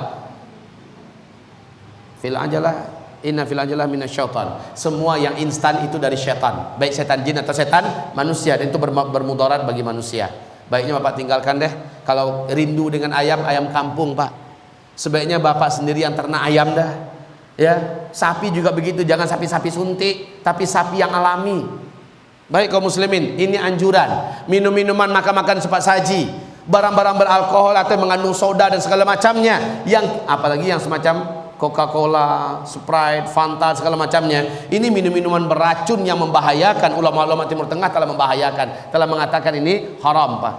Ya, walaupun masyarakatnya yang on, tahu masyarakatnya yang on, masyarakatnya yang jahil masih mengkonsumsi benda-benda berbahaya macam ini. Baik. Selanjutnya, tidak mengkonsumsi obat-obatan haram atau obat-obat kimia.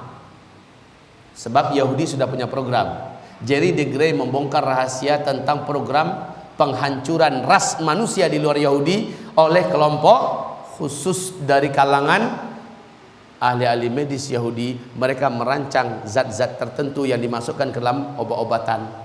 Sudahlah bahan-bahan obat tentu haram, dimasukkan zat-zat ini juga ke makanan minuman yang disebarkan ke seluruh dunia.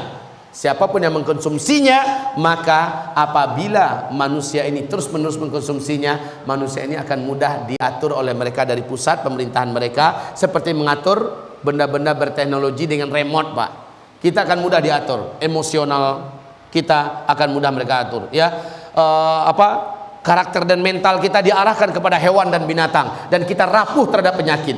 Satu kali saja mereka tembakkan satu zat tertentu ke udara, maka angin yang membawanya, siapa pun yang menghirupnya, karena sudah ada bibit-bibit dan bakat-bakat itu dimasukkan melalui obat-obatan yang kita konsumsi. Makanan minum yang selama ini kita konsumsi, orang ini akan infeksi oleh penyakit yang tidak bisa disembuhkan, Pak. Dan ini sudah dipersiapkan oleh kelompok Illuminati dalam rangka menghancurkan ras manusia selain daripada mereka. La haula wala quwata illa billah. Ini zaman fitnah. Sebaiknya makanan dan minuman kita, apalagi obat-obatan kita, Bu ya, yang islami semua ada. Yang islami semua, Pak. Pastikan, Bu, yang islami. Talak 7 sekali lagi makanan-makanan yang sifatnya instan. Baik. Baik. Selanjutnya, biasakan mengkonsumsi makan-makanan sunnah dan herbal Islam.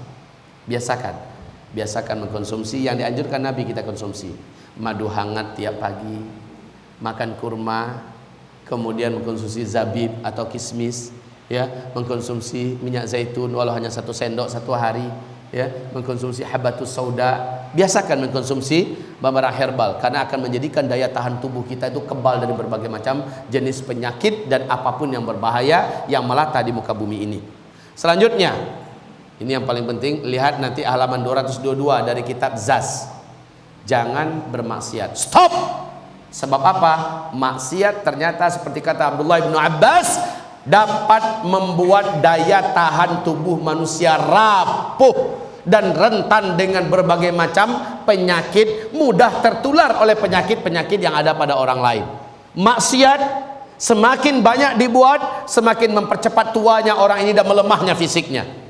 Dalam hal apa saja, stop bermaksiat karena banyak petaka-petaka bencana-bencana alam dan musibah demi musibah menyebarnya penyakit.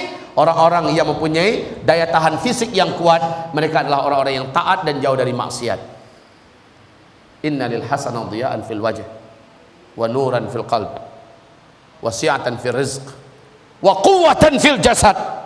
Dalam ketaatan kebaikan itu adalah kekuatan pada jasad. Itu pernyataan Ibnu Abbas radhiyallahu anhu. Kemudian wa inna lisayyi'ah zulman fil wajh, sawadan fil wajh, zulman fil qalb, dhiqan fil rizq wa dha'fan fil jasad. Lemah fisik, daya tahannya melemah. Coba saja lihat orang yang suka buat maksiat, orang yang suka berzina, orang minum minuman keras, orang yang suka buat maksiat itu daya tahan tubuhnya macam mana, Pak? Lemah seluruhnya.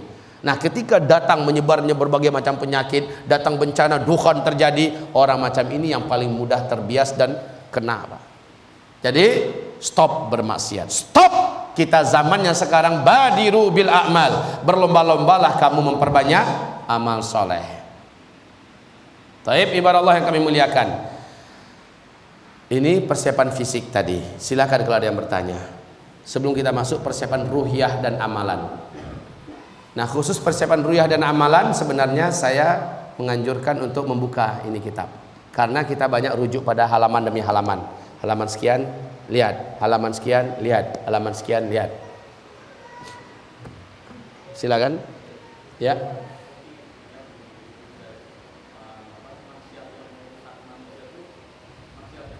Apapun dosa, durhaka pada emak, pada bapak, ya, menzalimi istri, menipu orang, maling harta orang, minum minuman keras, berzina, apapun jenis maksiat, apapun jenis, termasuk meninggalkan sholat 5 waktu, tidak berpuasa di siang Ramadan, itu juga adalah maksiat. Maksiat itu apapun yang dilarang oleh Allah kita buat, itu maksiat itu, Pak. Begitu ya. Oke, silakan yang lain. Tidak ada? Masih sanggup diteruskan? Masih sanggup? Silakan saksikan berikut ini. Persiapan ruhiyah dan amalan. Salat 5 waktu wajib dijaga berjamaah di masjid. Jaga salat 5 waktunya berjamaah di masjid. Karena Nabi mengatakan, "Idza ra'aita rajulan aktsara khutahu lil masajid fashhadu lahu bil iman." Bila engkau melihat ada orang yang memperbanyak langkahnya menuju ke masjid, maka bersaksilah kalian dia adalah orang yang beriman. Salat 5 waktunya dia kejar ke masjid, itulah tanda orang beriman. Salatnya jangan di rumah, jangan sendirian walaupun berjamaah dengan istri. Jangan. Istri salat on time di rumah, kita di masjid berjamaah dengan imam. Dimanapun berada, Pak, kejar salat berjamaah 5 waktu. Jamaah itu adalah kuwah, kekuatan. Ya. Kemudian bentuk dan bersatulah dengan komunitas orang-orang yang soleh, yang beriman dan bertauhid, dan yang faham tentang akhir zaman. Bentuk sekarang komunitasnya. Mungkin saya akan fasilitasi Bapak nanti suatu hari bagaimana komunitas kita ini bisa bergabung walaupun masih menggunakan teknologi, kita bergabung secara dunia maya dulu. Ya, kita satukan komunitas ini. Di mana ketika ada terjadi sesuatu, kemana Bapak Ibu diarahkan, apa langkah yang harus dilakukan, kita sudah satu komando. Setuju tidak? Ya, komunitas ini dari Bapak juga, umpamanya ini perumahan ya. Perumahan ini maaf ya, siapa-siapa orang yang beriman yang meyakini perkara ini, mulailah berembuk dengan mereka, persiapkan langkah-langkah yang positif, yang mana akan saling kuat menguatkan, lindung melindungi. Kemana kalau ini terjadi, kemana kita akan bergabung, dengan siapa kita nanti, segala macamnya Pak. Jadi bentuklah dan bersatulah dengan komunitas orang-orang yang saleh, yang beriman dan bertauhid, yang faham tentang akhir zaman. Begitu. Oke? Sementara saya akan arahkan Bapak kepada website kami www.zulkifli5.com. Nanti yang terakhir saya akan tayangkan itu semua agar Bapak bisa bergabung dulu dalam komunitas akhir zaman ya. Dalam rangka bagaimana Bapak nanti yang umpamanya orang-orang Bekasi. Nah, orang-orang Bekasi kemana saja mereka, siapa-siapa saja komunitas mereka, Bapak mulai bisa menjalin komunikasi sama mereka dalam rangka menghadapi segala petaka, huru-hara dan keributan-keributan yang pasti terjadi di akhir zaman. Bapak sudah punya komunitas. Nanti tinggal janjian ketemu di Anu. Bawa barang-barang ini, bawa anak bini, kita akan melangkah ke Anu. Udah jelas, Pak. Ya, baik. Dan juga memang kita diperlukan nanti tinggal di suatu tempat yang hanya diisi oleh orang beriman, agar yang ada tetangga yang tidak beriman, lalu ketika dia lapar kita yang digarapnya Pak ya. Kita cari tetangga-tetangga yang beriman, yang dengan keberkahan zikir dan doa orang beriman satu komplek itu, Allah membela menolong orang-orang beriman yang ada di situ. Lanjut, istiqomahlah dengan amalan-amalan sunnah yang paling besar pahalanya. Nah, apa contohnya? Contohnya berikut ini. Salat sunat rawatib qabliyah dan ba'diyah, istiqomah kerjakan dimanapun, kapanpun. Tahajud, duha dan salat sunat syuruk ya, sunat syuruk, tahajud, duha kerjakan walau hanya witir karena kecapean, witir aja dapat, jadilah kerjakan dengan rutin dan simultan, istiqomah. Begitu juga duha Pak, ini amalan yang berat, memang amalan yang berat, cuma pahalanya dahsyat. Karena kata Nabi, badiru bil a'mal, berlomba-lombalah kamu memperbanyak amal. Ini amalan-amalan yang dimaksud, yaitu amalan sunat. Selanjutnya puasa sunat, seperti puasa Senin Kamis ya, puasa Daud, puasa Bid ya. Ini adalah puasa-puasa contoh, ini juga puasa Syawal dan puasa-puasa yang disunnahkan lainnya. Ibarat Allah yang kami muliakan, selanjutnya umroh pada bulan Ramadan. Kalau ada rezeki Pak, full Ramadan ahsan. Bapak tahu, sholat di tanah suci di Masjidil Haram nilainya dibandingkan kita yang sholat di sini sama dengan 100.000 kali lipat sholat. Satu kali Bapak sholat Isya di Masjidil Haram nilainya sama dengan 100.000 kali lipat sholat. Itu kita kerjakan di bulan Ramadan lagi. Allahu Akbar. Jadi kalau bisa Pak, full Ramadan, mengejar ketertinggalan amalan kita selama ini. Belum lagi ada tahajudnya di tanah haram, ada lagi duhanya di tanah haram, ada tawafnya tanah haram, membaca Quran di tanah haram. Masya Allah. Kalau nggak bisa minimal itu 15 hari di tanah suci bulan Ramadan ya. Baik, berikutnya mengejar pahala besar paket Jumat. Loh, apa maksudnya ini? Bapak paham? Siapa yang mengejar hari Jumat, diawali dengan niatnya mandi bersih-bersih, bersabun, bersampo. Setelah itu dia mandi untuk hari Jumat dengan cara mandi junub. Kemudian dia berangkat ke masjid lebih awal, lalu dia ambil posisi paling dekat dengan imam. Kemudian selama di masjid sampai khatib naik, dia tidak melakukan hal-hal yang lagha seperti ngobrol atau buka chattingan, ngirim WhatsApp segala macamnya, enggak. Dia zikir, baca Quran atau berdoa. Apabila itu dia lakukan, kata Rasulullah, kana lahu likulli khatwatin, maaf, dia berjalan kaki ke masjid, tidak menunggangi kendaraan. Orang yang melakukan itu, kata Rasulullah, kana lahu fi kulli khatwatin minha ajru sanatin siyamiha wa qiyamiha. Dia berhak mendapatkan pahala 1 tahun setiap 1 langkah loh ini ya.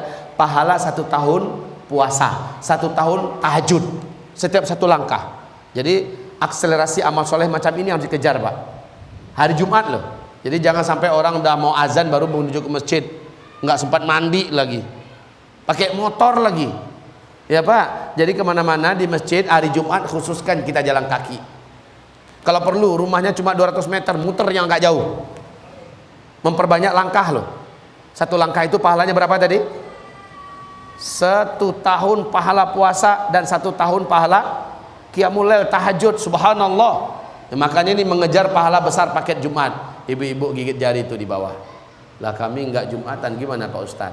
Kata Rasulullah kepada Asma, ya, Asma jadi delegasi kaum wanita, semua pahala Jumat suamimu kamu akan dapatkan seluruhnya asal kamu mendukung suamimu, kamu taat kepada suamimu, kamu jaga harta suamimu, kamu coba mencari ridho suamimu, dan kamu jaga anak-anak suamimu, kamu rawat baik-baik. Kalau itu kamu lakukan, semua pahala suamimu yang kamu dapatkan di luar, kamu mendapatkannya di rumah sebanyak yang suamimu dapatkan. Enak bener loh Pak ya.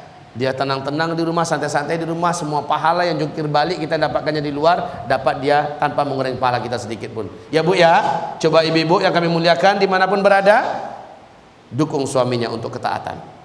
Taatlah pada suaminya, cari ridho suaminya, jagalah diri, jagalah kemaluan, dan jagalah harta dan anak-anak suami. Insya Allah semua pahala suami yang dibuat di luar, termasuk salat Jumatnya, bahkan infak suami di luar, bahkan zakat suami, bahkan jihad suami, istri dapat sepenuhnya tanpa mengurangi pahala suami sedikit pun. Subhanallah. Lanjut. Hafalkan Quran surah Al-Kahfi 10 ayat pertama atau 10 ayat terakhir. Hafalkan surah Al-Kahfi. Karena kata Rasulullah, kalau sempat kamu berpapasan dengan Dajjal. Nih kalau ada orang beriman berpapasan dengan Dajjal, dia hafal surah Al-Kahfi, dia baca tuh surat. Nggak mempan yang lain Pak. Yasin wal Qur'anil Hakim. Dajjal di depannya. Salah baca tuh kata Dajjal. Kalau ente mau selamat dari saya 10 ayat Al-Kahfi, khalas ente mangsa saya. Betul lah Pak. Rasulullah merekomendasikan. Coba nanti dilihat di sini bagaimana penekanan Rasulullah yang menekankan umatnya hafal surah Al-Kahfi 10 ayat pertama atau 10 ayat terakhir. Ayat ini yang dibaca saat kita berpapasan secara tiba-tiba dengan Dajjal. Jangan tatap wajahnya, jangan lihat matanya, alihkan mata kita lalu bacakan surah Al-Kahfi dengan suara jahar di depannya. A'udzubillahi minasyaitonirrajim. Bismillahirrahmanirrahim. Alhamdulillahilladzi anzala ala 'abdihil kitab. Terus baca sampai 10 ayat ya. Selesai ulang balik. Jangan ngintip-ngintip Pak. Ya, terus baca. Nanti baru berhenti kita selesai bacanya saat kita merasakan sudah hening sekitar kita. Berarti dajjalnya sudah tidak ada. Kita sudah selamat. Baca ini.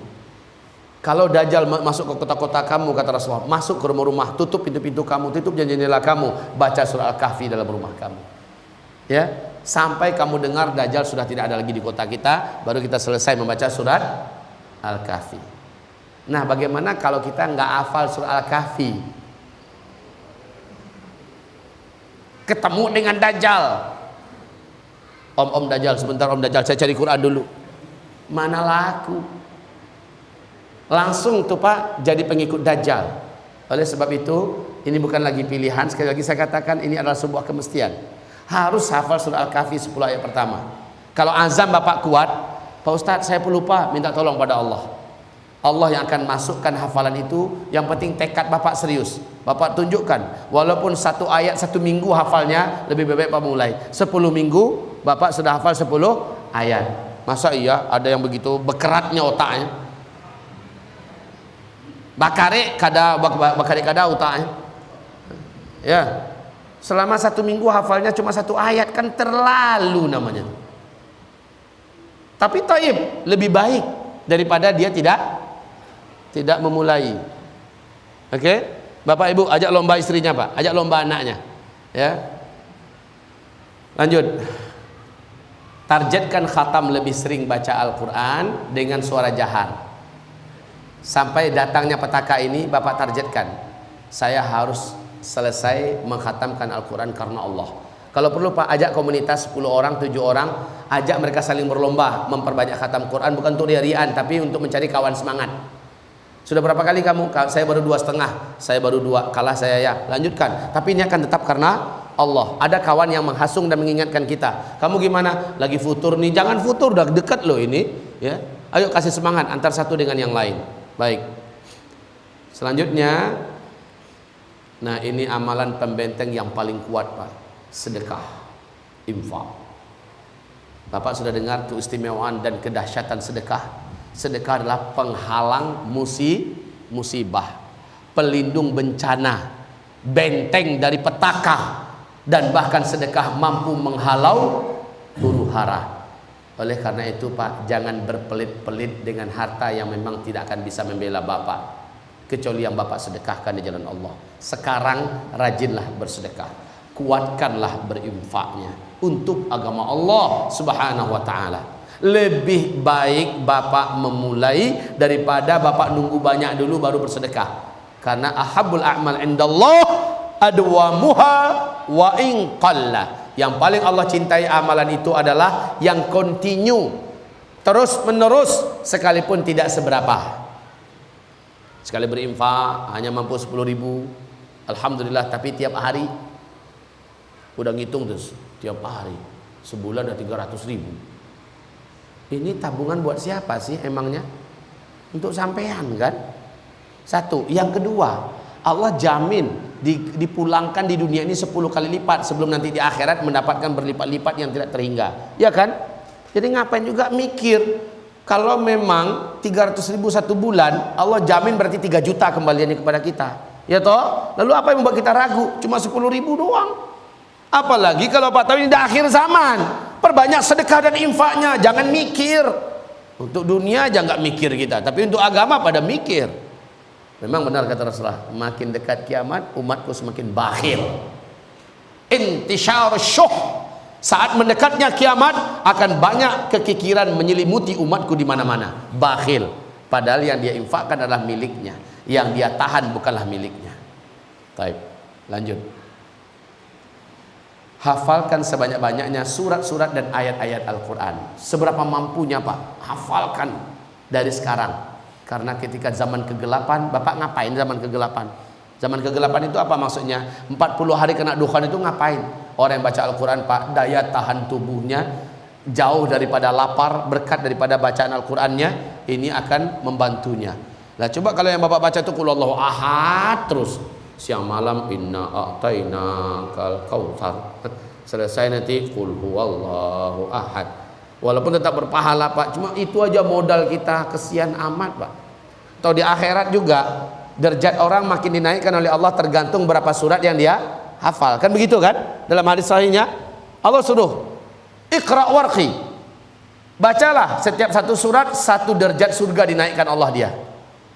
Tambah lagi surat yang lain, masih hafal enggak? Masih ya Allah, baca, naik lagi ke derajat yang lebih tinggi surganya. Masya Allah Pak, dengan hafalan kita sekarang. Hafalkan sebanyak-banyaknya surat-surat dan ayat-ayat Al-Quran. Lalu doa. Nah, ini wajib catat, wajib catat. Doa benteng pelindung yang diajarkan oleh Nabi Muhammad SAW. Hafalkan dan sering dimunajatkan kepada Allah. Hafalkan dan sering dimunajatkan kepada Allah. Pertama, doa agar tegar dan kuat menghadapi musuh. Yang punya kitab, catat halamannya saja. Halaman 168, ada doanya di situ. Bagaimana cara mendatangkan energi doa itu? Ya, halaman 168 yang punya kitab. Yang belum punya kitab di bawah masih tersedia dan tetap kita sediakan. Yang belum punya. Kemudian doa dan zikir menghancurkan kekuatan musuh. Banyak musuh menyerang Pak. Kita berhadapan-hadapan dengan musuh. Mungkin di medan perang atau mungkin kita diserbu oleh musuh. Bagaimana cara menghancurkan kekuatan mereka? Doa apa yang dibaca oleh Rasul dan para sahabat sehingga musuh-musuh menjadi porak-poranda dengan kekuatan Allah berkat doa kita. Halaman 170. Halaman 170.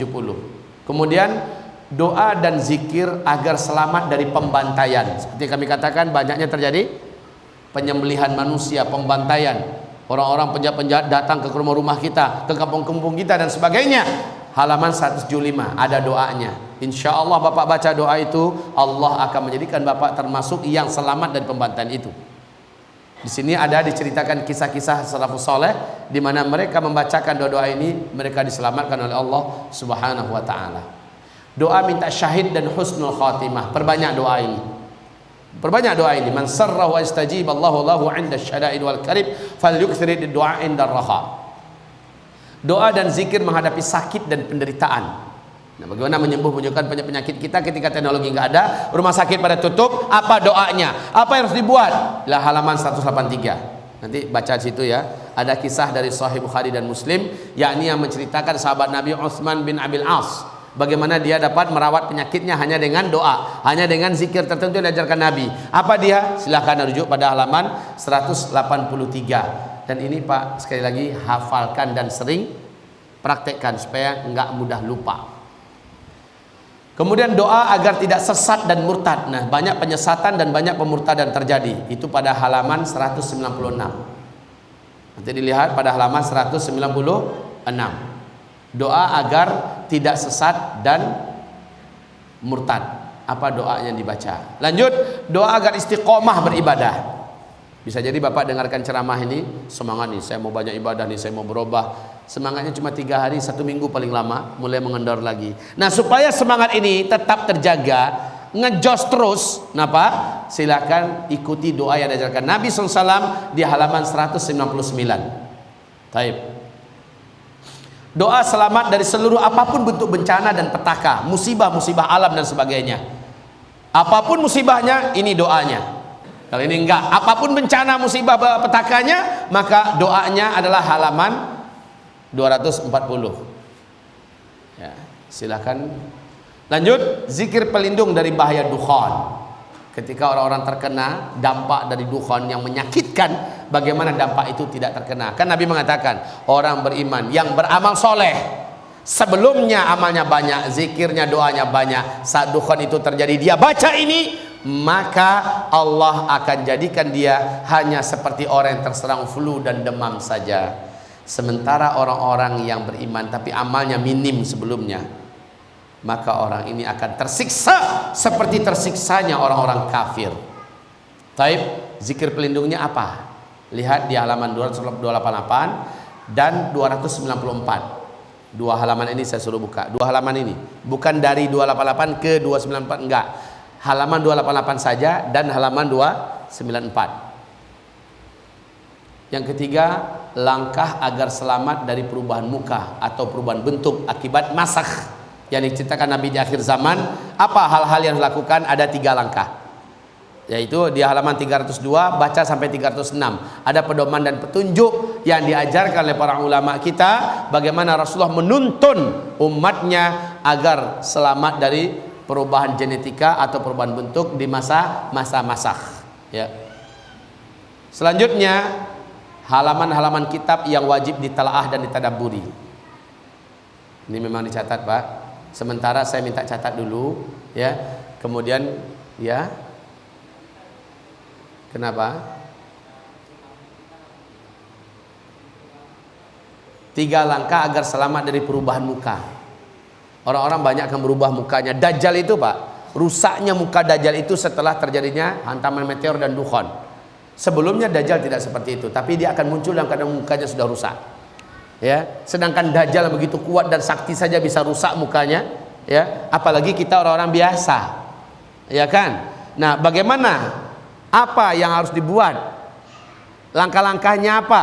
Ini di sini diajarkan di halaman 302 306. Makanya saya katakan, ini kitab saya jadikan rujukan kita dalam masalah persiapan dan benteng amal akhir zaman. Pembahasan-pembahasan ilmiah terlengkap adanya di sini, di ensiklopedia akhir zaman. Ini rinci, Pak, ilmiah, menyenangkan, memuaskan. Oke? Oke, nah ini silakan lihat halaman-halaman kitab yang wajib ditelaah dan ditadabburi. Sebenarnya saya mau membimbing ini, Pak. bimbing buka halaman sekian langsung kita serahkan, buka halaman sekian langsung kita serahkan, saya mau, tapi waktunya tidak memadai sekarang. Kalau mau ke depan, insya Allah kita buat ke depan. Atau kalau kita buat judul yang lain, kita buat judul yang lain. Kita lanjut. Bab satunya yang perlu halaman 30-35. Silakan saya bagi waktu Bapak untuk mencatat.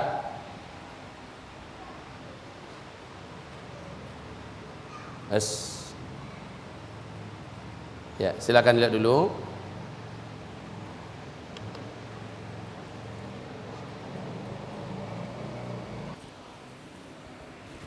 Sudah? Langsung ke halaman berikutnya.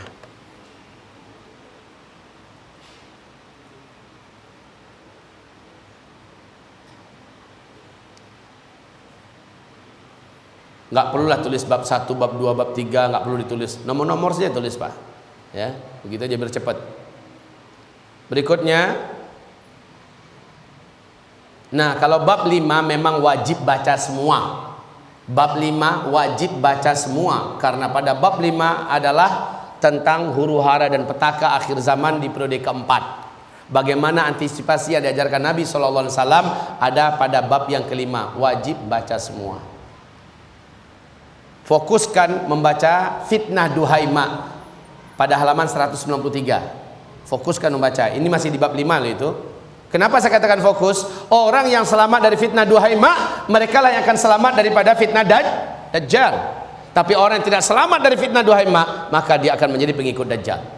Pastikan itu. Apa itu fitnah Duhaimah? Apakah saya masih termasuk di antara orang yang selamat atau sudah ada di dalamnya? Nauzubillah. Lihat berikutnya. Bab yang berikutnya, kiat-kiat memunculkan kedahsyatan energi zikir dan doa. Ya. Bagi yang sulit menulis bisa diambil foto saja dengan jad-jadnya.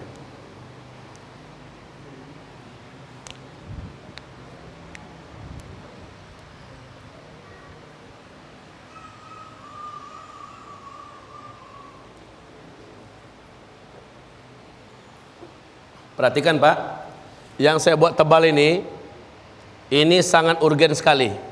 Halaman 419, halaman 423 sangat urgen sekali. Tidak boleh dilewatkan, kalau perlu berulang-ulang membacanya. Halaman 419 sampai halaman 423 jangan dilewatkan, Pak. Artinya kalau sudah baca sekali, ulangi kembali sampai Bapak betul-betul menguasai materi ini. Oke? Baik, inilah dia pembahasan kita tentang persiapan dan amalan akhir zaman selesai. Ya, selesai. Sekarang saya mengajak bergabunglah dengan kami. Untuk ngapain? Untuk fastabiqul khairat, berlomba-lomba dalam beramal soleh. Ini dia www.zulkifli5.com.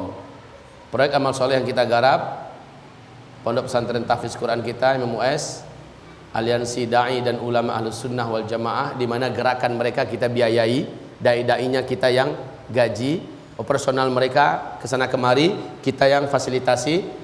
Oleh karena itu, Pak, dana-dana yang masuk ke tangan kita ini seluruhnya adalah fasilitasnya untuk kepentingan dakwah para ulama-ulama dan dai-dai Ahlus Sunnah wal Jamaah. Kemudian komunitas fuqara dan masakin serta anak yatim yang ada di sekolah-sekolah dan pesantren kita. Ya, dan serta orang-orang yang memang diuji oleh Allah dengan kemiskinan dan kepahitan hidup sementara dia orang soleh yang bertakwa. Nah, inilah yang akan kita santuni. Salurkanlah bantuan-bantuan itu melalui BCA, BSM, BNI yang ada di tayangan kita. Silakan pertanyaan berikutnya. Ini penutup. Ya. Assalamualaikum.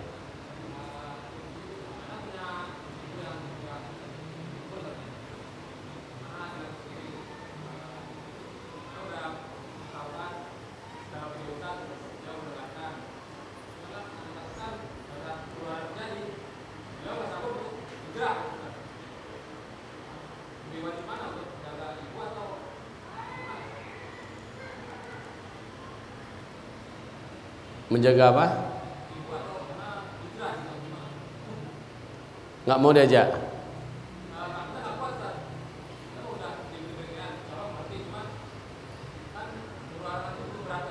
Oh, ketika itu terjadi, saya sarankan jaga ibu. Jaga ibu. Itu lebih utama. Apabila kita juga meninggal gara-gara kita menjaga ibu, kita syahid insyaallah. Ya. Sebaiknya bawa ibu walaupun harus digendong. Ya, walaupun harus digendong. Oke. Jangan tinggalkan. Silakan, ada pertanyaan yang lain? Ya. Waalaikumsalam warahmatullahi wabarakatuh.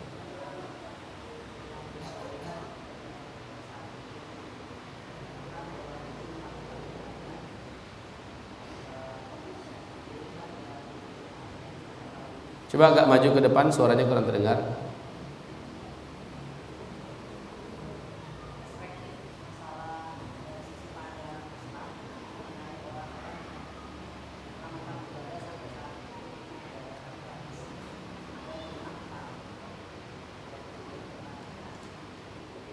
Baik. Jawabannya nggak usah dihadapi. Sibuklah dengan diri sendiri. Amalkan amalan yang sudah kita yakini ada dalilnya, dan kita nggak usah sibuk ngadapin orang, dan juga nggak usah nyerang orang. Ya, masing-masing fokus mempersibukkan dirinya dengan amal-amal soleh yang sesuai dengan sunnah. Taib. Jadi sekali lagi jangan ngadapin orang-orang yang seperti itu. Udah biarkan aja. Lakum a'malukum lana a'maluna. Untukmu amalan kamu, untuk kami amalan kami. Udah. Umat Islam sekarang malah lebih cenderung harus bersatu daripada harus saling salah menyalahkan. Ya. Taib. Semoga apa yang saya sampaikan jelas. Ya. Waalaikumsalam.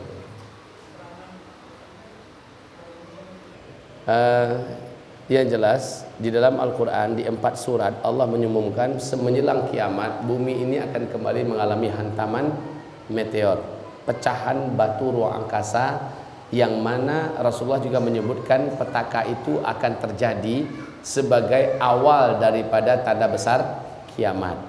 Ya. Kemudian menurut para pakar dan astronomi dunia seperti Michel Penn menjelaskan bahwa meteor ini akan menghantarkan manusia kepada kehilangan teknologi selama-lamanya. Dan Rasulullah juga menyebutkan saat Al-Mahdi muncul kalian sudah tidak berteknologi lagi, ya kan? Nah, itu Pak, ringkasnya seperti itu. Sementara menurut NASA Amerika, bumi kita ada di tahun terakhir di tengah-tengah arus ruang angkasa, arus sungai meteor di ruang angkasa. Peluang bumi kita mengalami hantaman meteor itu selalu ada, dan kita tidak dapat memastikan, serahkan ilmunya pada Allah. Begitu loh Pak. Ya, penjelasan ringkasnya begitu. Oke? Ya. Waalaikumsalam. Terus anak-anak akil baligh, anak-anak yang belum akil baligh, mereka tidak akan pernah terkena fitnah dajjal. Ya. Boleh jadi anak-anak ketika itu wallahu alam, ini hanya Allah yang Maha tahu, Allah wafatkan terlebih dahulu. Wallahu alam. Sebab apa kaum muslimin? Anak-anak adalah orang yang paling lemah dalam menghadapi berbagai macam tekanan berat hidup. Ketika makanan tidak ada, ketika penyakit merajalela, yang paling cepat musnah siapa? Anak-anak. Bisa jadi Pak. Wallahu alam. Sekali lagi, Bapak punya anak kecil? Saya juga banyak. Saya yakin lebih banyak anak saya beranak Bapak. Anak saya baru 15. Kecil-kecil semua. Jadi kalau Bapak gelisah, saya juga sama. Cuma yang paling enaknya kegelisahan ini jadi hilang kalau kita berpasrah dan tawakal kepada Allah. Yang paling pasti kita lakukan sekarang adalah amal apa yang bisa saya buat hari ini. Ya, saya tidak mau sibuk bagaimana anak saya nanti, itu urusannya pada Allah dah. Kita aja nggak keurus, nanti apalagi ngurus anak. Yang penting sekarang ini, hari ini apa bisa dibuat, prestasi apa, amal apa yang bisa saya hari ini buat. Begitu Pak. Ya. Cukup insya Allah. Cukup. Saya ngisi di Menteng habis zuhur ini. Ya, saya rasa cukup sampai di sini Bapak Ibu. Semoga bermanfaat apa yang kami sampaikan, dan Allah mengampuni dosa-dosa dan kesalahan kami. Untuk ringkasan dan buku kecil ini ada dalam buku zikir ini Pak.